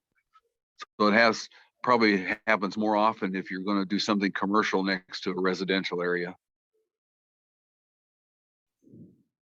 So the first section is its applicability. These statements here are about what happens in C1 and C2s next to residential areas. Might be clearer if you skip on down to the next page and section C, as in Charlie. That's where I had to make another change from what I did. The applicability, the triggering property, that should read R3, C3, C4, IL, and IM. Because the conditions are here under C are a little bit different than they were under A.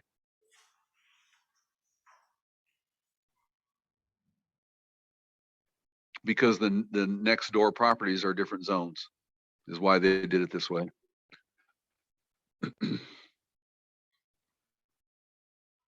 We kind of skipped through this on the first or the second or third meeting when we were going through them.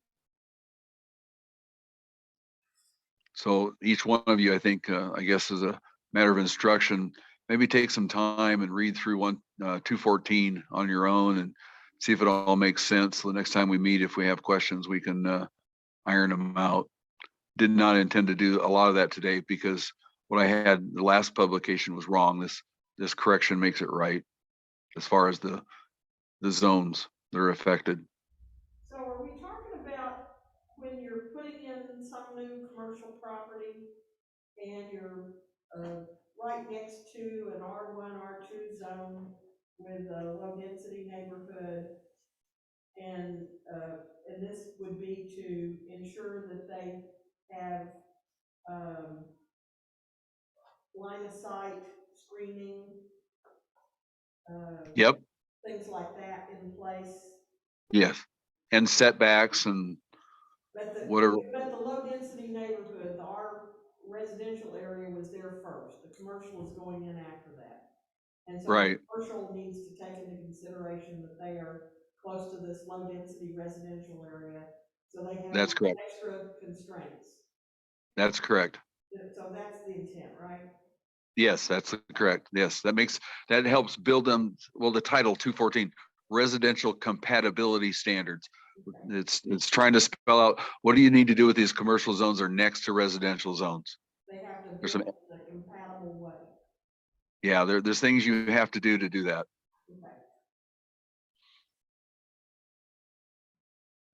That's the purpose for this section. Yes. And they're, like I said, section A is for R1s and 2s, and section C is for the R3s and some commercial areas.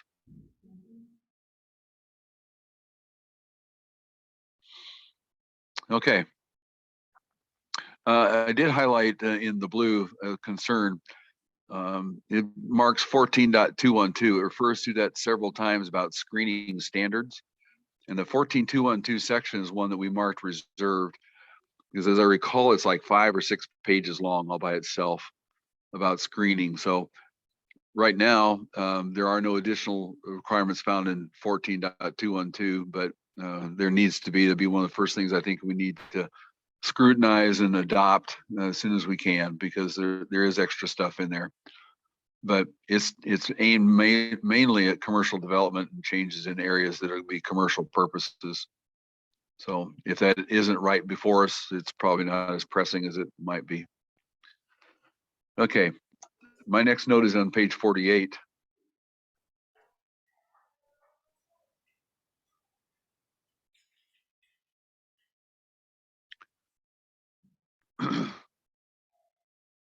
Oh, the 48 is the, okay, procedures for the Board of Adjustment in 14.263. Right in the middle of section B, public hearing and notice, sentence number or sentence 1. It talks about that the public notice shall be made by posting on the city managed bulletin boards located at 5 public locations on the customary social media sites used by the city. The question I have, who's going to do this? The Board of Adjustment won't do it, but somebody has to do it. So I need to put text in there. Who's responsible for doing the posting? What about the building inspector? He's not a member of the Board of Adjustment. Well, but you just said the Board of Adjustment's not gonna do it. Well, no, I meant the board. A group of 3 to 6 people ain't gonna do this, but somebody on that board probably should. I think we ought to name the person, the title. Is the Board of Adjustment going to have a Secretary. chairman and secretary? By the, what we have recommended the city, they should appoint their officers. They Yes, should have like a chairman, a vice chairman, and a secretary maybe, huh? I agree. Or board? I would agree. I want to add Yeah. that to the ordinance, in fact, I don't know. I think the ordinance says they'll meet and decide how they're gonna organize. Oh, okay. Just like, that's the same language that is said for the planning commission. It says you'll meet and organize. I don't think it required that we have these officers that we do. We just see that it makes sense. I was gonna suggest that the Board of Adjustment secretary would be the one responsible for making these public notices. Or maybe it's the chairman. But if the council is setting up the board, the council could specify that they have to have a chairman and secretary, and then, because we're giving them jobs. Yep, we could. So the ordinance that the city will consider might have to be revised. This planning commission already recommended they adopt an ordinance today, so there's one that they have to revise and make suitable. Wouldn't it be for this particular regulation, wouldn't it be sufficient to simply say the Board of Adjustment is responsible for making the appropriate postings? Yeah. I mean, they may want I to. could live with that. Well, it says already, in the second line, they'll give public notice at the time, place thereof. So Yeah. if that's sufficient, that's okay with me. Yeah, they Yeah, can I decide think- how they want to do it. Let them figure out how they're gonna do it, yeah. All right, I'll take my question out. In paragraph 2, right below it, who is going to take this information from the applicant?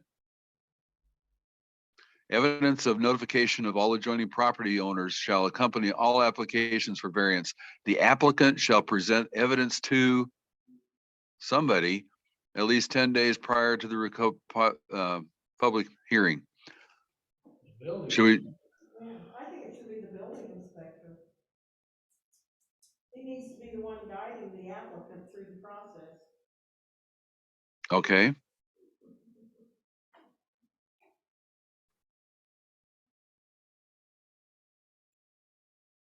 Let me get that in here. If Dan's okay with that. I'm still chewing on that. He's not gonna be the building inspector forever. Well- For a while he is. I want to make sure that the building inspector doesn't end up being everybody's secretary or everybody's gopher. The building inspector's job is to make sure that buildings are built to code. And shifting the responsibility for soliciting or approving or providing documentation for variances is really not the job of the building inspector. Who's with me? Person making the appeal. Well, someone's Maybe he got has to to- monitor the process. Well, that ain't right, yeah. So he just shows up he or she shows up at the Board of Adjustments meeting and hands over his or her evidence? You reject it. I mean, there's gotta be a process within the the city function, there's gotta be a process by which someone can interact with the Board of Adjustment. You know, whether it be asking questions prior to the hearing so that everybody comes prepared, or delivering material for people to review ahead of time and stuff like that. So there's gonna have to be, that process is gonna have to be defined, and that'll be part of that permitting, or the application for a variance that's gonna have to define the process that the person is gonna go through. But the monkey is gonna be on the back of the person that wants the variance. Right. So, But we got a right process. right.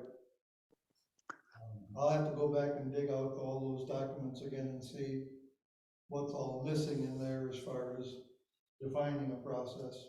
Somebody should review the application variance before you call the meeting of the Board of Adjustment. I mean, you wouldn't want to set up a meeting and then people come in and say, you know. If we were a normal city where we had people sitting by desks in a city office 40 hours a week, always somebody there, then anybody could come in with their pack of papers and say, this is for the Board of Adjustment, can you get it to them?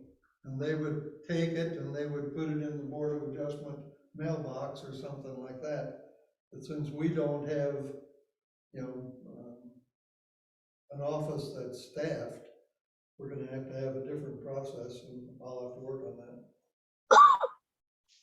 I don't know what that process is. But I mean, somebody's gonna have to review the application or the appeal to see if it's worthy of calling. I mean, a board. That's even, there's a similar gap in the process for getting a building permit right now. I'm going to suggest at this point it'd be chairman of the Board of Adjustment. Right now, if you want a building permit, you download the application from the website, you pull together all of the documentation that's required on the application, and you give it to somebody for them to review, and then you come back at the normally scheduled business hours and hopefully get your building permit. But we don't have that, who are you gonna give it to, how are you gonna get it to them? Because when they show up at the city office right now with their pack of papers, the door might be locked. So I have to Call and work make on an that too. appointment first. That's the best way to do it. Well, I think we'll just hire 2 people and have the office. Then Ken needs to sit down in the office down there for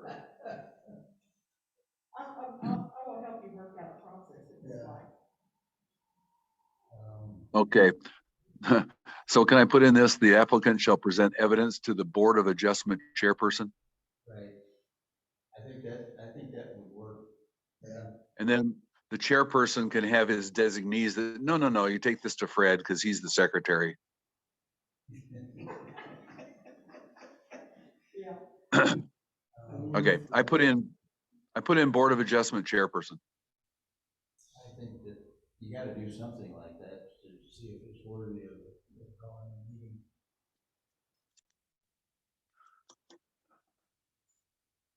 End of discussion. Was there anything else in this that? Page 49. No, and there's nothing else in this section that I saw as a concern at this point. Can I ask a question based on a comment Ken's made 3 times now? Okay. Somebody makes a determination whether it's worth a hearing. I mean. Oh, I don't think we have if someone files an appeal, we have to have a hearing, and the hearing might be very short, but I don't think we can say this doesn't justify. If they don't have the required documentation, you don't call them. Well, you can tell them that we will call it once you provide this. Right. Okay, well, that's I mean, it's different. just a review process to see if you've got the required documentation to call a meeting. That's the way the building permit process is supposed to work, is that I'm not saying that. as a building inspector, I get a whole packet of stuff. I go through it on my own time, at my own pace, and I make a list of problems, missing documents, questions, and I get back with the contractor or the owner, and I give them a list of problems, and then they bring me the rest of the information. This is incomplete until you finish this stuff. By the way, Dougie told me today that he issued their first permit. Yep. We have $541.85 or something like that in revenue. We're rich. Okay. Have we gotten any response to the ad? Yes, Really? Okay. Oh, you have? I have. Where did we put the ad? Did we put it in some of the local papers? Yeah. ESI and the Heisen newsletter, and then it's gonna be in today's, Lovely County City, and Friday's, Wednesday's, what the other one is, Carroll County News. Had 3 Holiday Island residents have contacted me with interest, so. Move along. Top of page 49 then, 14.264. This is something new that I added. It's an application for process or application for appeals to the city council. The section I added to spell out the process of appeals to Board of Adjustment decisions to the city council, basically the same text that's up above in 263, except for required name changes.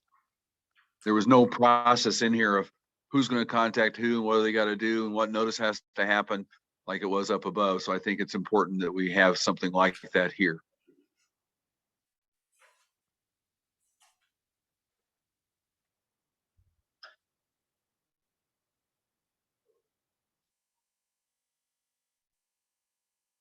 That very first sentence, this section added, well, yeah, never mind. That's in red. I'll take that out of the finished document. Now, I'm gonna ask maybe a really, really dumb question. Does the planning commission ever get involved then in reviewing requests for variances? Yes, the planning commission is the first one to go to for changes in rezoning.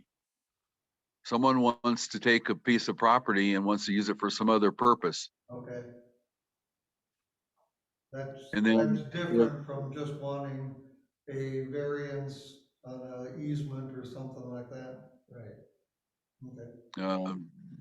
That's a whole. That'd be correct, because that a rule based on a measurement, I believe, is the ability of the building inspector to say, no, it doesn't meet the standard. And then he goes to the Board of Adjustment. If someone wants to change use, the building inspector has nothing to do with that. So the first body is the planning commission. Okay.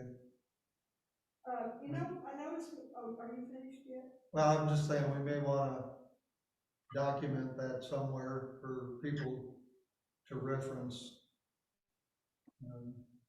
so that they know if they want to seek some sort of variance, are they supposed to go to the Board of Adjustment or the Planning Commission, or who are they supposed to go to? Yeah, the people would have two choices to start with, the building inspector or the commission. Yeah. Nobody sees the Board of Adjustment until they've had a decision they don't like. So do we need to improve or modify our little process that we put into the building code? Yes, We had a process page, if you recall. yes. There's a flow chart that needs more. It needs to be expanded. It may need to be changed. Okay. Because I Remember think to do that. I think we refer to the Planning Commission in that flow chart as That's being what I think we did the too. appeals process. Yeah.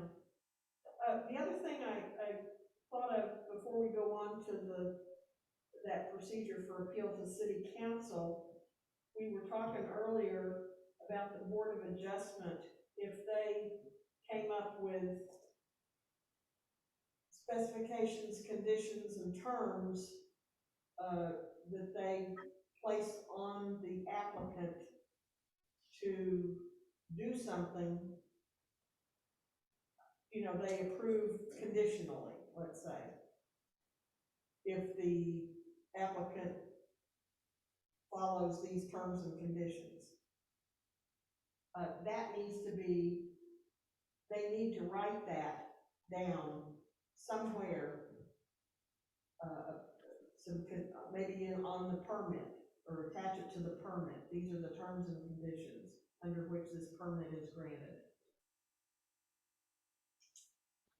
Well, I mean, the secretary of the Board of Adjustments would be taking minutes, and that would be documentation. But actually, that needs to be documented in the permit itself, so that the building inspector can follow up And that with needs, inspections to make sure that was done. that needs to be filed with the building permit so that 20 years from now, somebody can pull that record out and say, there was a variance granted for that. So we need a documentation process out of the Board of Adjustment, that's all I'm saying. Yeah, I made a note. Okay. That, And that's what we lost with all the files. I said we got plenty of filing cabinets, so.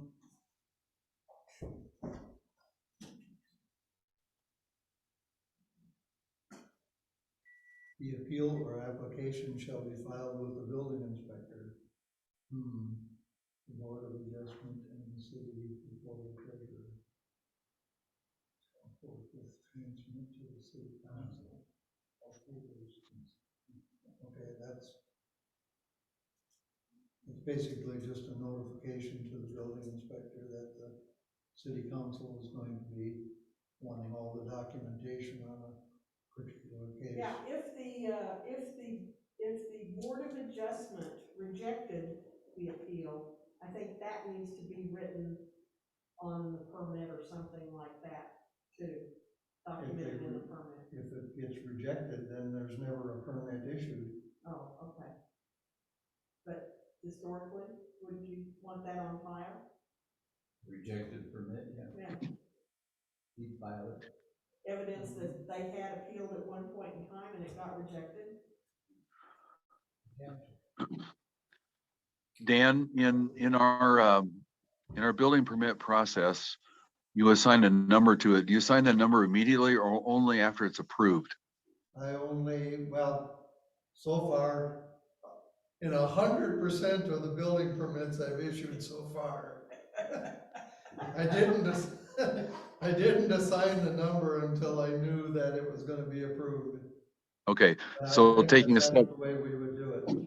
a step back from that is he has to fill out an application first. I think we ought to number those applications so that if there's a process of appeals, we'll have some document to reference it to tie it all together. Are we going to encourage electronic filing though? Oh, yeah. Yeah. I think we should. Purge what file? Electronic filing. I hope we'll have fillable forms that Not all the. can be submitted drawings and electronically and stuff like that. Yeah, very little of the actual paperwork that's collected in the process of issuing a building permit can be reduced to an 8.5 by 11.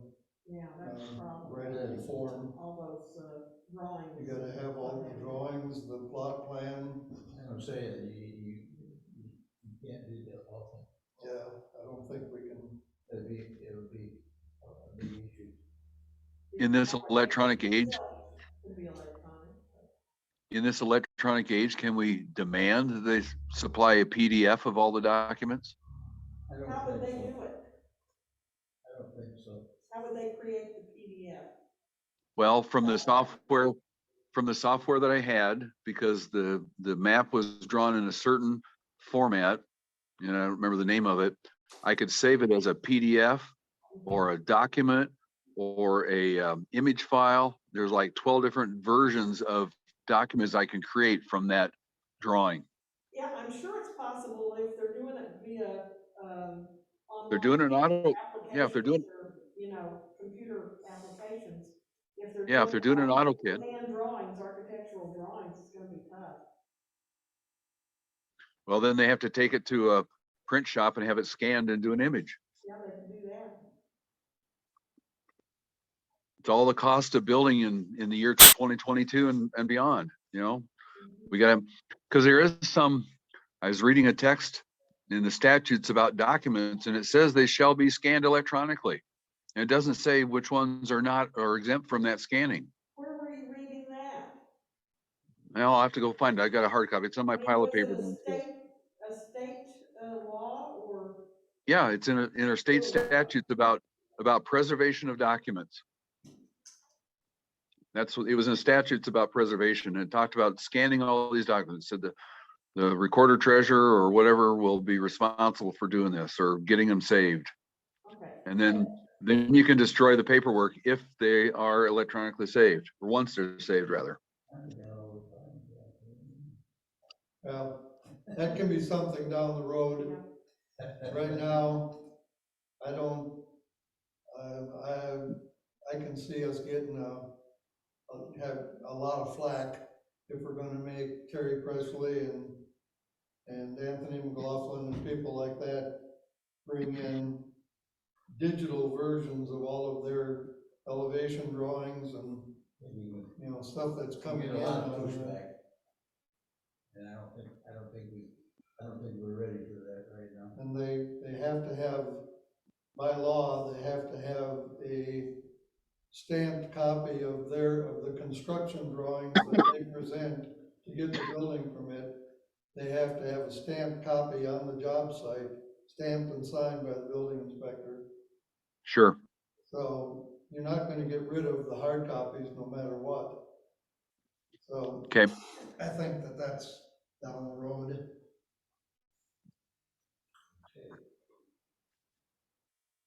Are you using a numbering convention that starts with a year? Yes. Building permits are HBP 2022-001. And I think you need to have a sequence for applications so they get a document number on them. So when we file them electronically, we'll have a way to pull them up and find them and tie other actions associated with that application. We could number the applications the same way. Like it'd be HBA instead of HBP. I'll consider it. Okay. I don't know. You know, that's part of this. New building inspector. I was gonna say, you shouldn't appoint. I don't think that there's very many building permit applications that are going to end up in the trash can because a variance is required that we're gonna be unwilling to grant. And I guess I don't wanna set up a very complicated, labor-intensive system that requires a lot of filing just for the once every 5 years that something comes up. Well, Dan, then you do not intend to scan these things that are scannable and file them away electronically? Is that your intent, not to do that? The building permit form itself that gets filled out and stamped and filed, yes, I would scan those into a digital file just for easy reference for you know, filling out census surveys and stuff like that. But Okay. the hard copy original will be in the file cabinet. I'm just trying to look forward to the day that it happens, that someone has a complaint and we say, no, you can't do that on your application. And they take it through the appeals process, and to tie it all together without having electronic data to share with the next committee and the next group of people and for the public to see it. Or for the day when our filing cabinet gets lost or stolen. Yeah.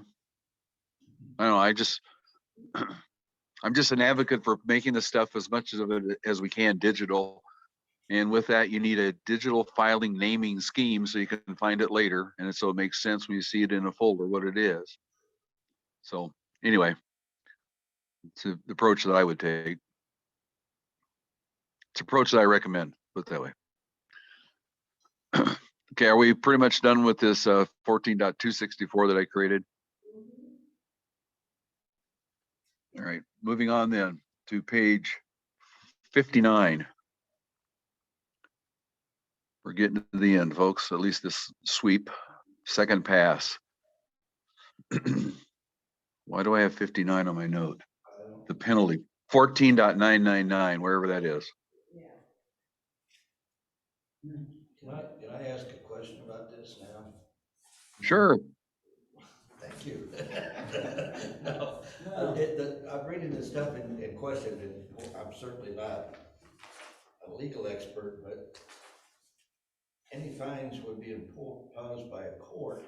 The courts routinely award court costs on top of it.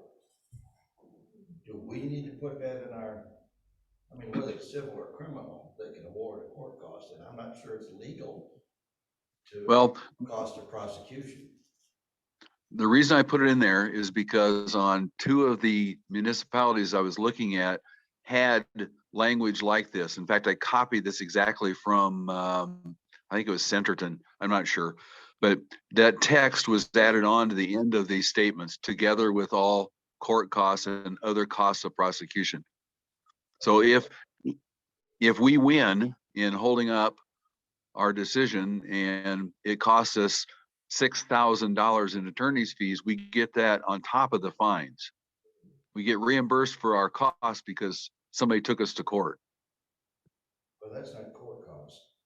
That's cost of prosecution. The court cost. Well, awarded yeah, that's our to the attorney's judge. fees. Well, because the judge would award the court cost, that's for his clerk and. Well, the judge might not if it's not in our ordinance, is my concern. You would not be obligated to follow a, Okay, no, I don't mind that. I would just, I've had lots of cases where the court automatically awards that anyway. well, maybe he did it because the statute told him to. I don't know. Well, they do in a lot of cases, yeah. Okay, so in this case, this ordinance 1499 did not have anything in there about our costs to defend ourselves. And I found it in a couple of other cities, so I thought I should put it here for consideration. If we wanna collect it, it has to go in here. That's what I thought. No, I agree. So the other concern I had, Our statute. yeah, and so the question I had is the phrase "together with." I don't know what that means legally. Does that mean that it's inclusive in the $500 fine, or is it a part of the is it added on? What does "together with" mean? Well, if together with seems to mean adding on the court costs. And I thought it'd be simple to say "and" instead of "together I was with." gonna say, why can't you just say, and cost of prosecution, and forget it? I mean, court costs, I mean, maybe I'm mistaken, court costs sounds like something we wouldn't have, the court would have. Cost of prosecution would be something we would have. We're gonna have to run this by Justin anyway. That's just, I mean, that's Anything, We do have court costs. the filing cost. We're paying the judge. Aren't we? Maybe this is circuit, not No, our. in the circuit court, District court, you just, This is we're paying the district court judge. This is circuit. He would have his own. this would be a costs. civil court? But don't they collect court costs from the participants in the trial? yeah, but It that goes to but, the judge. but So that's, we would want our costs reimbursed. but what I'm saying, I might ask Justin, maybe it's just semantics, it doesn't, our costs are not court costs. Our costs are attorney fees associated with the prosecution. The court cost is the courts, like the clerk and. It goes to the judge. It goes to the judge, and he would award those. We don't have court If costs. he Our only awards- court cost would be the cost of filing. Yeah. The cost of filing, the cost of prosecution. Maybe, I'm just maybe playing semantics, it just sounds like. So are you saying we wouldn't, if the plaintiff, the guy that's We trying are the to plaintiff. get us to, if the judge rules in the other guy, the guy that's appealing favor, not our favor, then we don't get any money? to pay the court costs that we owe? If we lose, we couldn't know. Yeah, that's what I'm saying, if we lose, Well, we can't. we're stuck with the court costs and no reimbursement. Right. That's always true. I mean, you lose, you Right. lose, you lose, you lose. I'm just saying, maybe it's semantics, and maybe Justin can straighten this out for you. Court cost to me is something that the court has, and cost of prosecution may be something that we have. I'm not sure that it's, Or defending. I'm not sure, the only court cost we'd have is, we'd go file a suit against somebody, then we'd have the cost of filing that suit.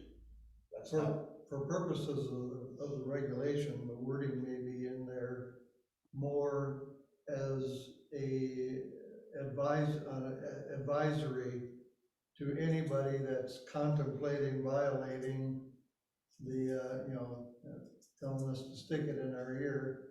That they could see what the fine is and know that there's costs over and above the fine, potential costs over and above the fine. Which I think is good to have in there. Yeah, Yeah. I certainly don't think it hurts to have it in there. Can I The back, judge So then- decide what we're entitled to. can I go back to something else about the appeals? It just popped in my head. Do we have a fee structure for appeals? No. All we have is building permits and inspection. Should we? Yes. Yeah, I think we talked about that once before. What was the Town thing you sent us? That was a big, long list of what they have in their fee schedule, of all the different things they charge fees for. It was just to give you sight on what other communities do.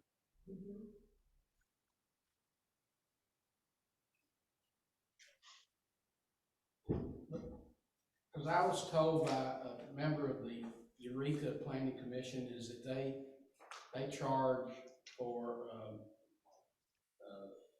variances, requests, maybe not variances, but appeals and they pay for the notification of property owners,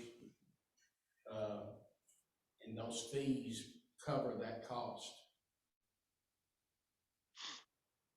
I don't know if that's how we want to do it, but we ought to have some kind of monetary fee on.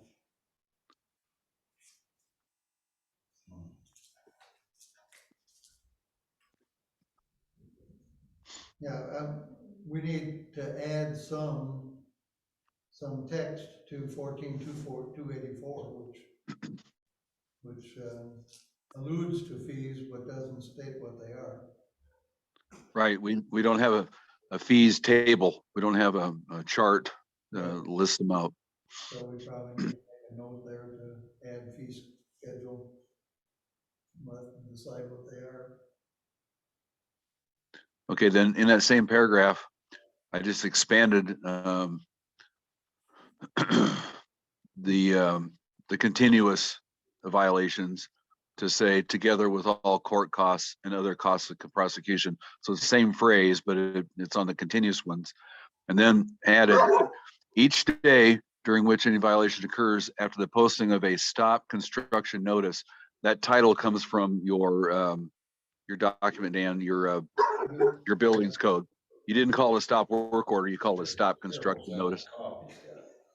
That's Bowser. It's Dozer. you took the wrong kind of test. You got right. So I just changed the title from stop work order to stop construction notice so it aligns with what we have in our building code. Yep. All right. That was on, and my note was wrong. It's page 52. So page 53. Okay. We're into this appendix area of this document. And the first one that I had, whoops, I hit the wrong button. Back to 53. Page 53, the very first one I had listed, I noted this chart is not necessary for the list of the unit block lot in the zone that we're going to define them, because the requirement is that we have text that explains our map. And the intent then was this table that's going to be created is going to be attached to the zoning map. So it won't be part of the regulations. But this is, I guess, a sample of what I intended for it to look like. And last meeting, I think Linda volunteered to contact Heisen and Well, filed a FOIA. We got that. We'll just Okay. have to, figure out how to, get the zones in there, I guess. And I haven't seen the file format, don't need to, but if we just need the unit block, lot, and a space to add a zone, It's just about that simple. okay. And did it have the parcels listed? I haven't looked at it that thoroughly, but I'm sure it did. Okay, if it doesn't, we need those. And we also need to know, because we created HC and HG, we need to know the HIPCP properties, so we can put a zone on them. That's gonna be tricky. I know, but we need to know it. Well, It's as tricky. actually, HICID doesn't own as many properties as it used to now, because they've all gotten sold by the land commission. Yeah, but those are lots. I'm not concerned about those. Those are lots that are residential.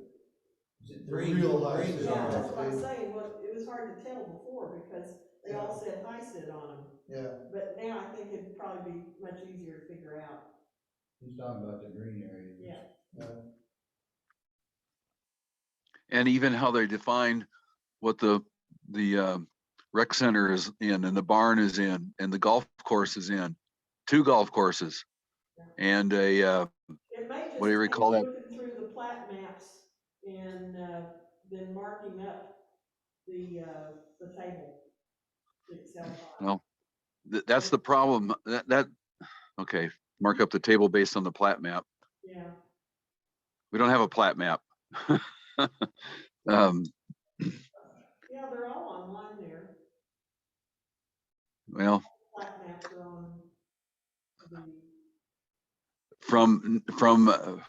from 2012, I think they are, Unit whatever plat maps. whatever version that is. So, But the HICID stuff hasn't changed, is what I'm saying. oh, that's true. That's true. Yeah, I would agree with that. I said, Is this a correct statement? Everything that HICID owns that we're concerned about relative to Lynn's, comment, is a parcel. I think it is. There might be some lots. I don't know how. I can't remember how the rec center area and the That's all clubhouse parcels. area and here's labeled. Those It's are all all parcels. parcels. I think Should be that, parcels then. we ought, we might be able to go to Data Scout and try to download all of the HICID parcels for parcels. HICID. Yeah, I'm sure we can get to it some way. okay.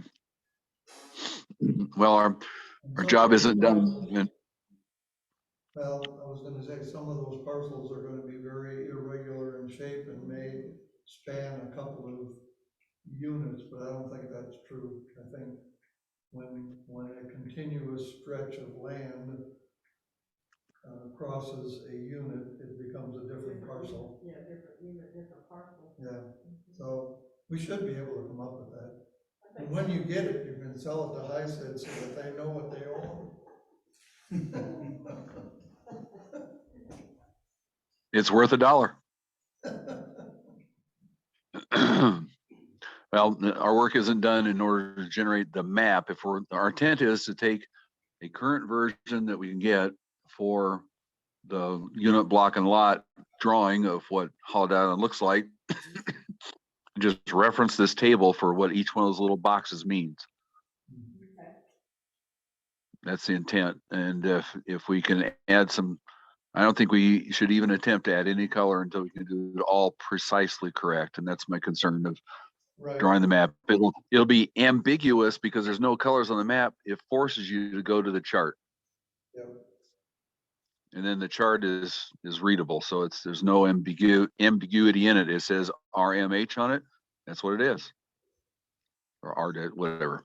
Okay, the second list here, this appendix that I started with a reference of where the terms are used, something we talked about, sure would be handy to know where do we find all the places where inspection is talked about.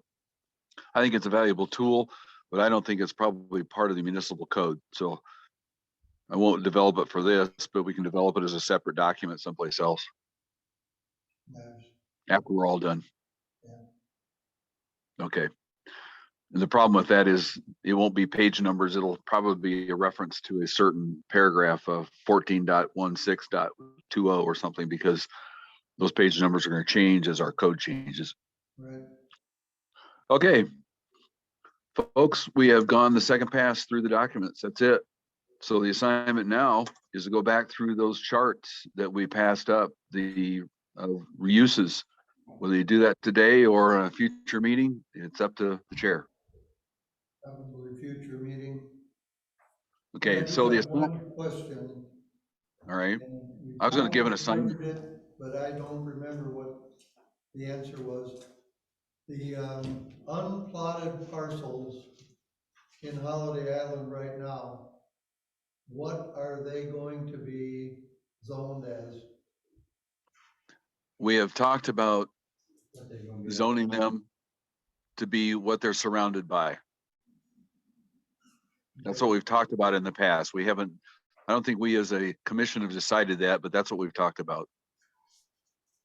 I think we need to have something. Either, we either need to have a list of all the parcels and put down right now what we want them to be based on, you know, what they're adjacent to, or we need to have a blanket statement in here that says that all undeveloped parcels will be zoned at the time that they're proposed for development. Isn't that part of this chart that we were just talking about? Unit block lot zoning chart, because he's got parcels listed as in the block column too. And it looks like we'll have to have a zone code for every lot and parcel in this Okay, let me chart. look at that. My preference, Dan, is to stick the stake in the sand, and it says they're going to be whatever they are today. And if someone wants to do something different with it, there's a process for conditional use or a change in the zoning. Okay. If we don't put a stake in this, sense because they're right next to those lots with that zoning code. yeah, if they're surrounded by R1, let's call them R1. If someone wants to do something different with this, they have to come and ask for a rezoning. And a public hearing takes place. There or a trail there, you could certainly ask for a change. Because I'm pretty sure that there's still a mentality out there that says, you know, I bought this parcel, there's no covenant for covering my parcel, so I can do anything I want to with it. I agree. And we need to get that stake in the ground, you know, Yeah. sooner rather than later. Yeah, I agree that's their sentiment, not that I don't agree that they can do what they want. Yeah.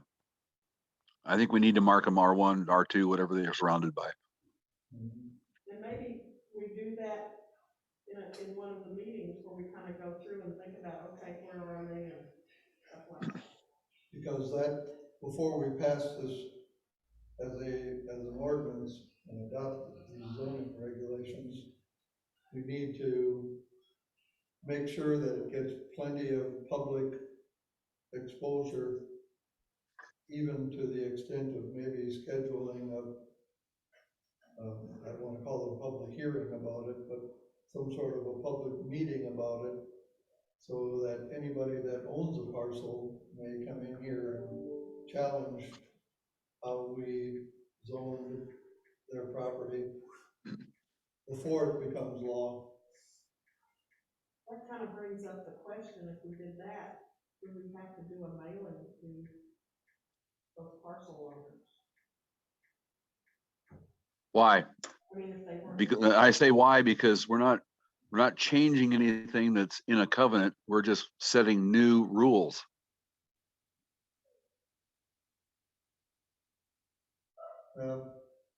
I'm just trying to play devil's advocate, you know, that No, a property owner could challenge that, you know, that you change the conditions under which I bought this property, and now you're doing financial harm to me because I can't do what I wanted to do with this property without going through a costly appeals process. yeah. Well, on the last page of my Cliff Notes for today, that's bullet 10, to make a very visible public announcement regarding the pending adoption of these regs. Mhm. So I agree. We've got to do a good job of letting people know and maybe posting.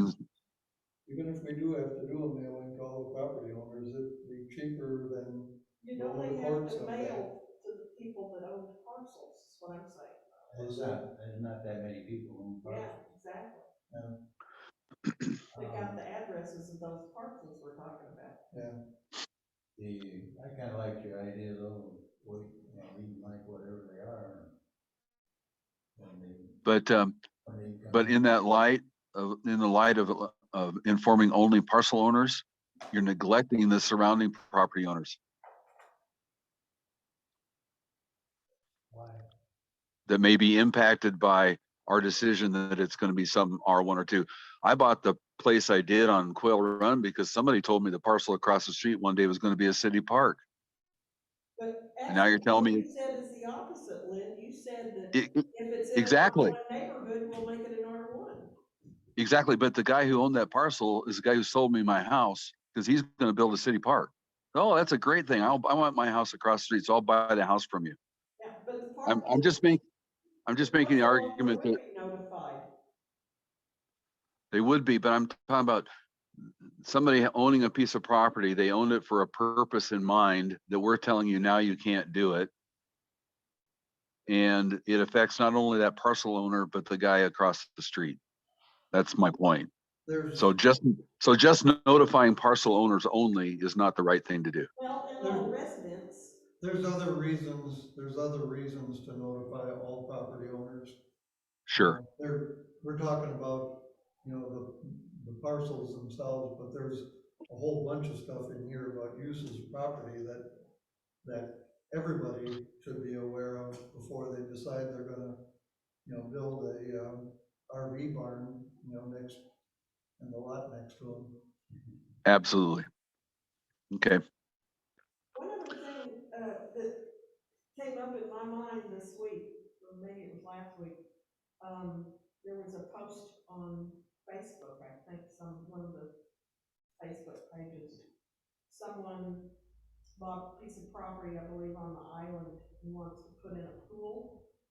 Do we have any regulations about putting in pools? The regulations that we have would be about developing or structures. About 3 places in here, and the only pertinent thing was that you need to follow the building code about fencing. That was it. Yeah, and setbacks would be in there too, but we need to have safety, health and safety codes in the community I used to live in required a certain height fence with a certain lock at a certain height to keep it safe from neighborhood kids accidentally falling in your pool, that kind of thing. So we don't have it in this. It's not a zoning deal. It's a health and safety standard that has to be developed. And we're not there yet. No. Unless somebody wants to put a pool. Pools out here There is one, I know. at a house? Over on there, one or two over on Lakeside. Lakeside, Is it there's a really? big one Okay. over there. One of those. Yeah, I think there are at least two. We'll have to look into that because I wonder whether or not cities do get into regulating things like what kind of fence do you have to have around your swimming pool. Oh, they do. Oh, yeah, they do. They do. And I have. They do. Yeah. I'm kind of surprised at that it isn't the insurance company that mandates that, because They might do.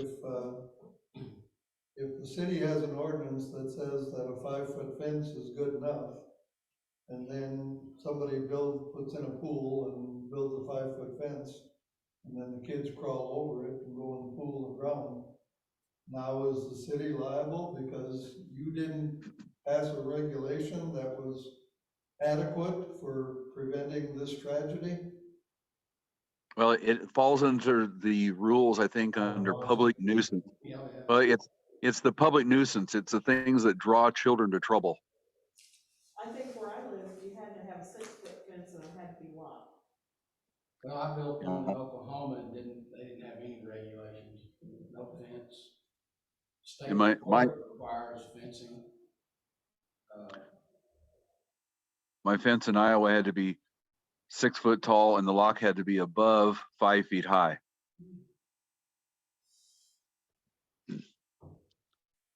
So anyway, And so nowadays I'm you don't going. have to be above ground pools. Yeah. I mean, Yeah. Those are a lot easier to do here than an in-ground. but yeah, I mean. Take a lot of jackhammering to put an in-ground pool in. Yeah.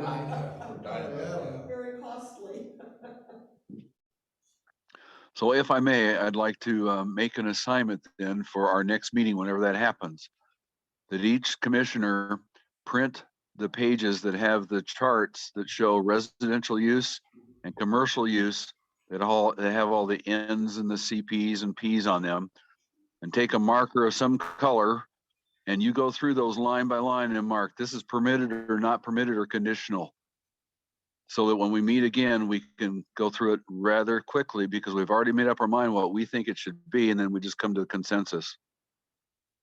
Otherwise, we are going to spend days and weeks going through and talking about one line at a time. That's on page. Down to the end. Is that the next thing we're gonna handle in the next meeting? I think so, because that's the next major part of me finishing this thing, is to get those charts done. Okay. And, I don't know how, if we were really, if we actually did that and we all said, yeah, it's CCC PPP. Okay, next line, boom, boom, boom. We could finish the whole thing in 30 minutes. I like that. So I do too. That's why it's important to do the home. Optimistic. That's why it's important to do the homework. Where's the regular meeting? Well, regular meeting will be a month from now, but I think we need to do it sooner than that. Okay. Okay, more assignments. Now, I'm not too proud to admit that you lost me. What am I supposed to do with a marker? You're supposed to find these charts that we went through that show the uses that are permitted.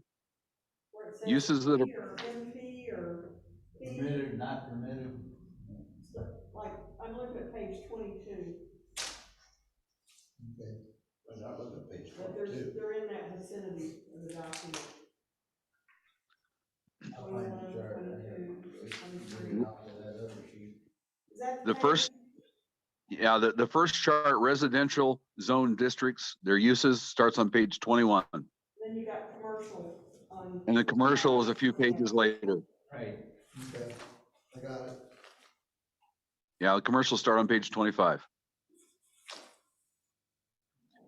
And in your deliberations with yourself, if you see, well, there's something we really need to add crematorium to the list. Bring that to the meeting too. Say what? Well, some cities limit where you can plant a crematorium because there's certain things that happen there. Really? I don't want to know about it. Okay. Now, I will just give you this heads up. In the covenants that we have, the permitted uses are a list of 25 to 33 business types, if you will.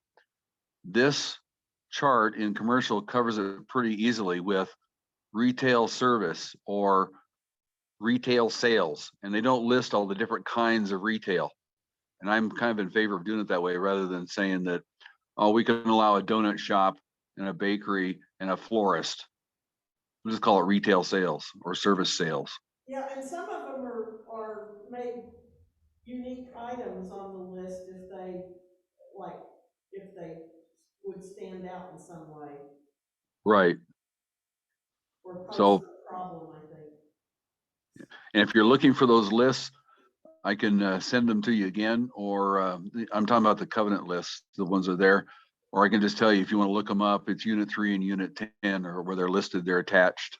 If you want to look at the covenants, and you can find those covenants on our city website. If you look at our reference documents under the Planning Commission, they'll all come up for you there. You don't have to go to Heisen's site if you don't want to. You can go to the city site. Okay, so anyway, the next steps in this whole process, folks, is to adopt our ordinance establishing the Board of Adjustment. The city should do that, so you took that first step today. Dan needs to appoint the members to the BOA so that we're ready for that when and if it happens. And then I have to build those necessary charts.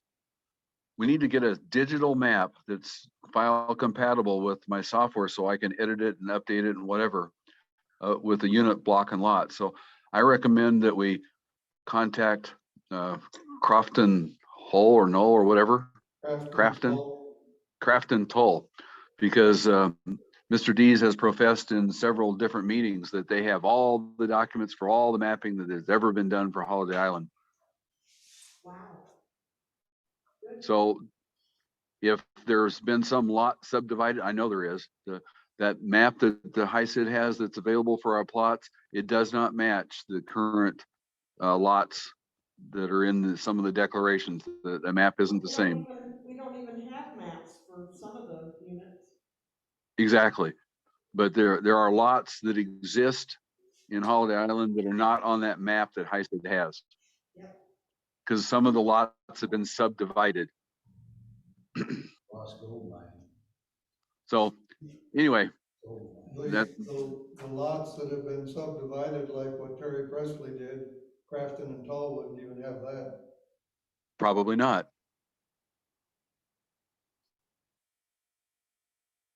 And maybe they haven't been well, yeah, I guess he did, where he built 2 homes over by the Table Rock Landing. Yeah, but is that, you're talking about those houses by Table Rock Landing that just went up? No, I'm talking about Fairway Place, 1A, 1B, 1C, Fairway Place. Yeah, that's right by Table Rock Landing. Mhm. And then on the corner of Appaloosa and Quail Run, there's a big lot that has survey stakes in it. I don't know if that's been formally subdivided, but it's been measured off. Was it a parcel? Was there what? Was it a parcel previously? Yeah. Yes, ma'am. Okay. And there's a big parcel that's across the road from the D's place that the bank owns. That's a huge parcel. That's not lots. There's several parcels around. That's where they're putting what? Pig farm. The pig farm. Don't need a pig farm. Oh, I thought it was going to be sheep. Sheep, I'm sorry. Okay. You I know, thought it was a, if we ever want to have a big event down by the barn, I thought it was a and strip down by club. the Hell, rec I got center all anymore, excited. if we don't buy some of those parcels down there, we won't have any parking. Yep. Say it again. I said, if we ever want to have a big event, like a 4th of July, down by the barn, down by the rec center, if we don't secure those parcels to make them for parking, we aren't gonna have any parking for the public. Which ones don't Well, the district already own? well, they do own the one on the corner there abutting the rec center. Mhm. The ones down that were banked On the curve. on Shields. Yeah, where Shields turns to the south. Go toward the marina on Shields. There's 2 big parcels. I don't know who owns them now, but we always use some of those for parking in the past.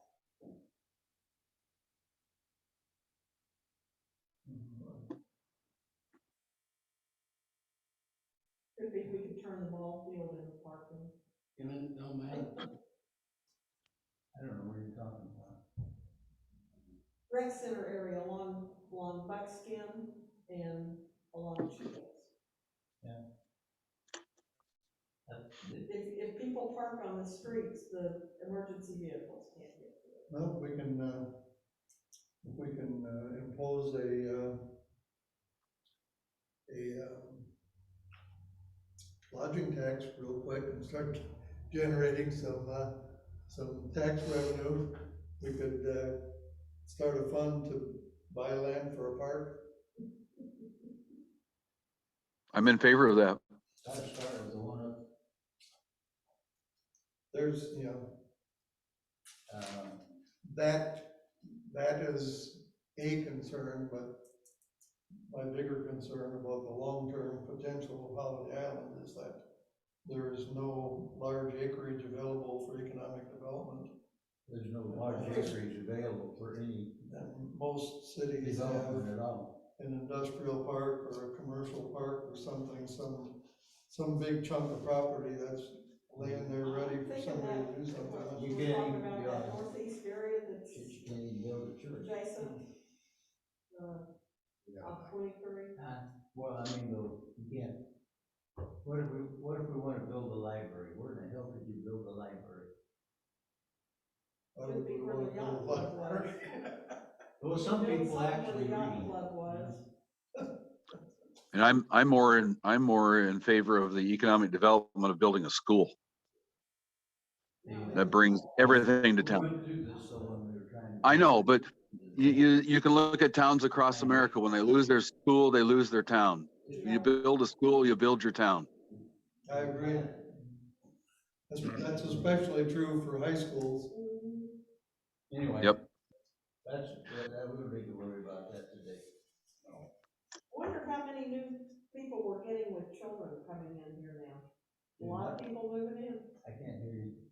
I said, how many people who have moved in recently have children, school-age children? Not very many. I bet there are. If they ever get the census data up to date, we'll know. We'll know, yeah. Well, I think our government is totally dysfunctional. I mean, they Are we ready to fire adjourn? hang on everything. No, Entertain a motion No. to adjourn. no, I don't. Wait a minute. Are we all clear on our assignments? Individually, we're gonna work on our charts. Linda, you're working on the graphic or the chart for the unit block lot. Who's gonna call Craft and Toll Why? to see what they might charge us for a map? What good is it? We need it for our zoning map. I need a picture of all the lots that are drawn in this community to be a map, so we can refer to it on the chart. We're gonna have a table of all the lots, unit block, lot, and parcels, and what that's zoned, and they need to be able to find that on the map.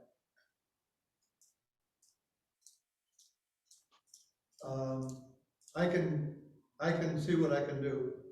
Okay, We tried once before, and technically, they were doing that work for Tom Dees, so Yeah, I we understand. probably need Tom Dees to give them a release to be able to get us, a copy, but we can try. okay. And then we need to follow the agenda. We can't just adjourn. Well, I We can't need if I to- want to. I'm sorry. Point of order, agenda, please. Just adjourn. All right, Regular meeting. next regular meeting. Well, first of all, public comments, none, commissioner comments. Thank you for your help today, folks. I appreciate it. And Thank you. I'll find out my, It all work. Yeah. We've All we have to do is listen. Next regular meeting is going to be, Got a date, Lynn? I don't. Second Tuesday of the month is the regular meeting. I haven't got. Okay, I've got 8th of February 8th February? is the second Tuesday. I'm kind of wondering if we don't want to have a special meeting I think before we that should, yeah. to finalize this. I would sure like to be able to pass this zoning ordinance in the February, city council meeting. Wow. Somewhere in the You could twenties. do one the week of the 24th, that's a Monday. 25th is a Tuesday. Do 25th, or you gonna get in conflict with the district. Our council meeting is on the 18th, the previous Tuesday. So let's do the 25th. Good with me. 1 o'clock, January 25th. 5th. So your plan is to have your plan, Dan, or your wish is that we have a special meeting on January 25th at 1 PM to review this document in its entirety in Right. municipal code format, charts done, tables, everything ready to pass out to the city council. Not necessarily the charts and the map, but The, all of that's, the. the map has to be part of it. You can't do the text and the map separately. It's clear up in the very top section, top of this document, that it includes the map, its attachments, and the following document. I think it's in the first page. Yeah,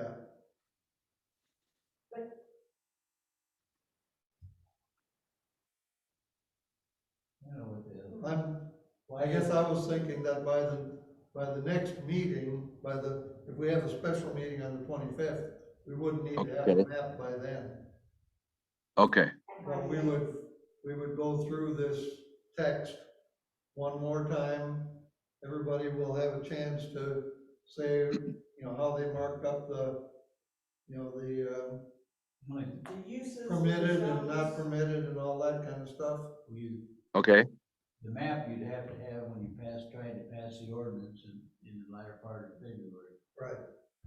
okay, We'd have a all month right. to get the map. So you could do the map on the 8th at the regular meeting. No, Yes, Yes. we can, the map can, as long as we get the chart done, the map will be simple if we get a copy of it. Mhm. If you can get it by then. I was thinking you're talking about when we have the regular city council meeting in February, which would be around the 13th, 15th, something. It'll be the 15th. Uh-oh. February 15th is the following. Yeah, that'd be the Yeah. 15th, would be the regular council meeting. I think so. Well, I certainly make that the goal. So what I need to do then is I'm going to reorganize this into municipal code format. So all the numbers will change, but the stuff we're going to work on, it'll be easy to find. Yeah. In that light, a couple meetings ago, I said that maybe we should move one section in front of another. Do I need to move anything around, or just take it the way it appears here and get it put together? Is it okay in this arrangement?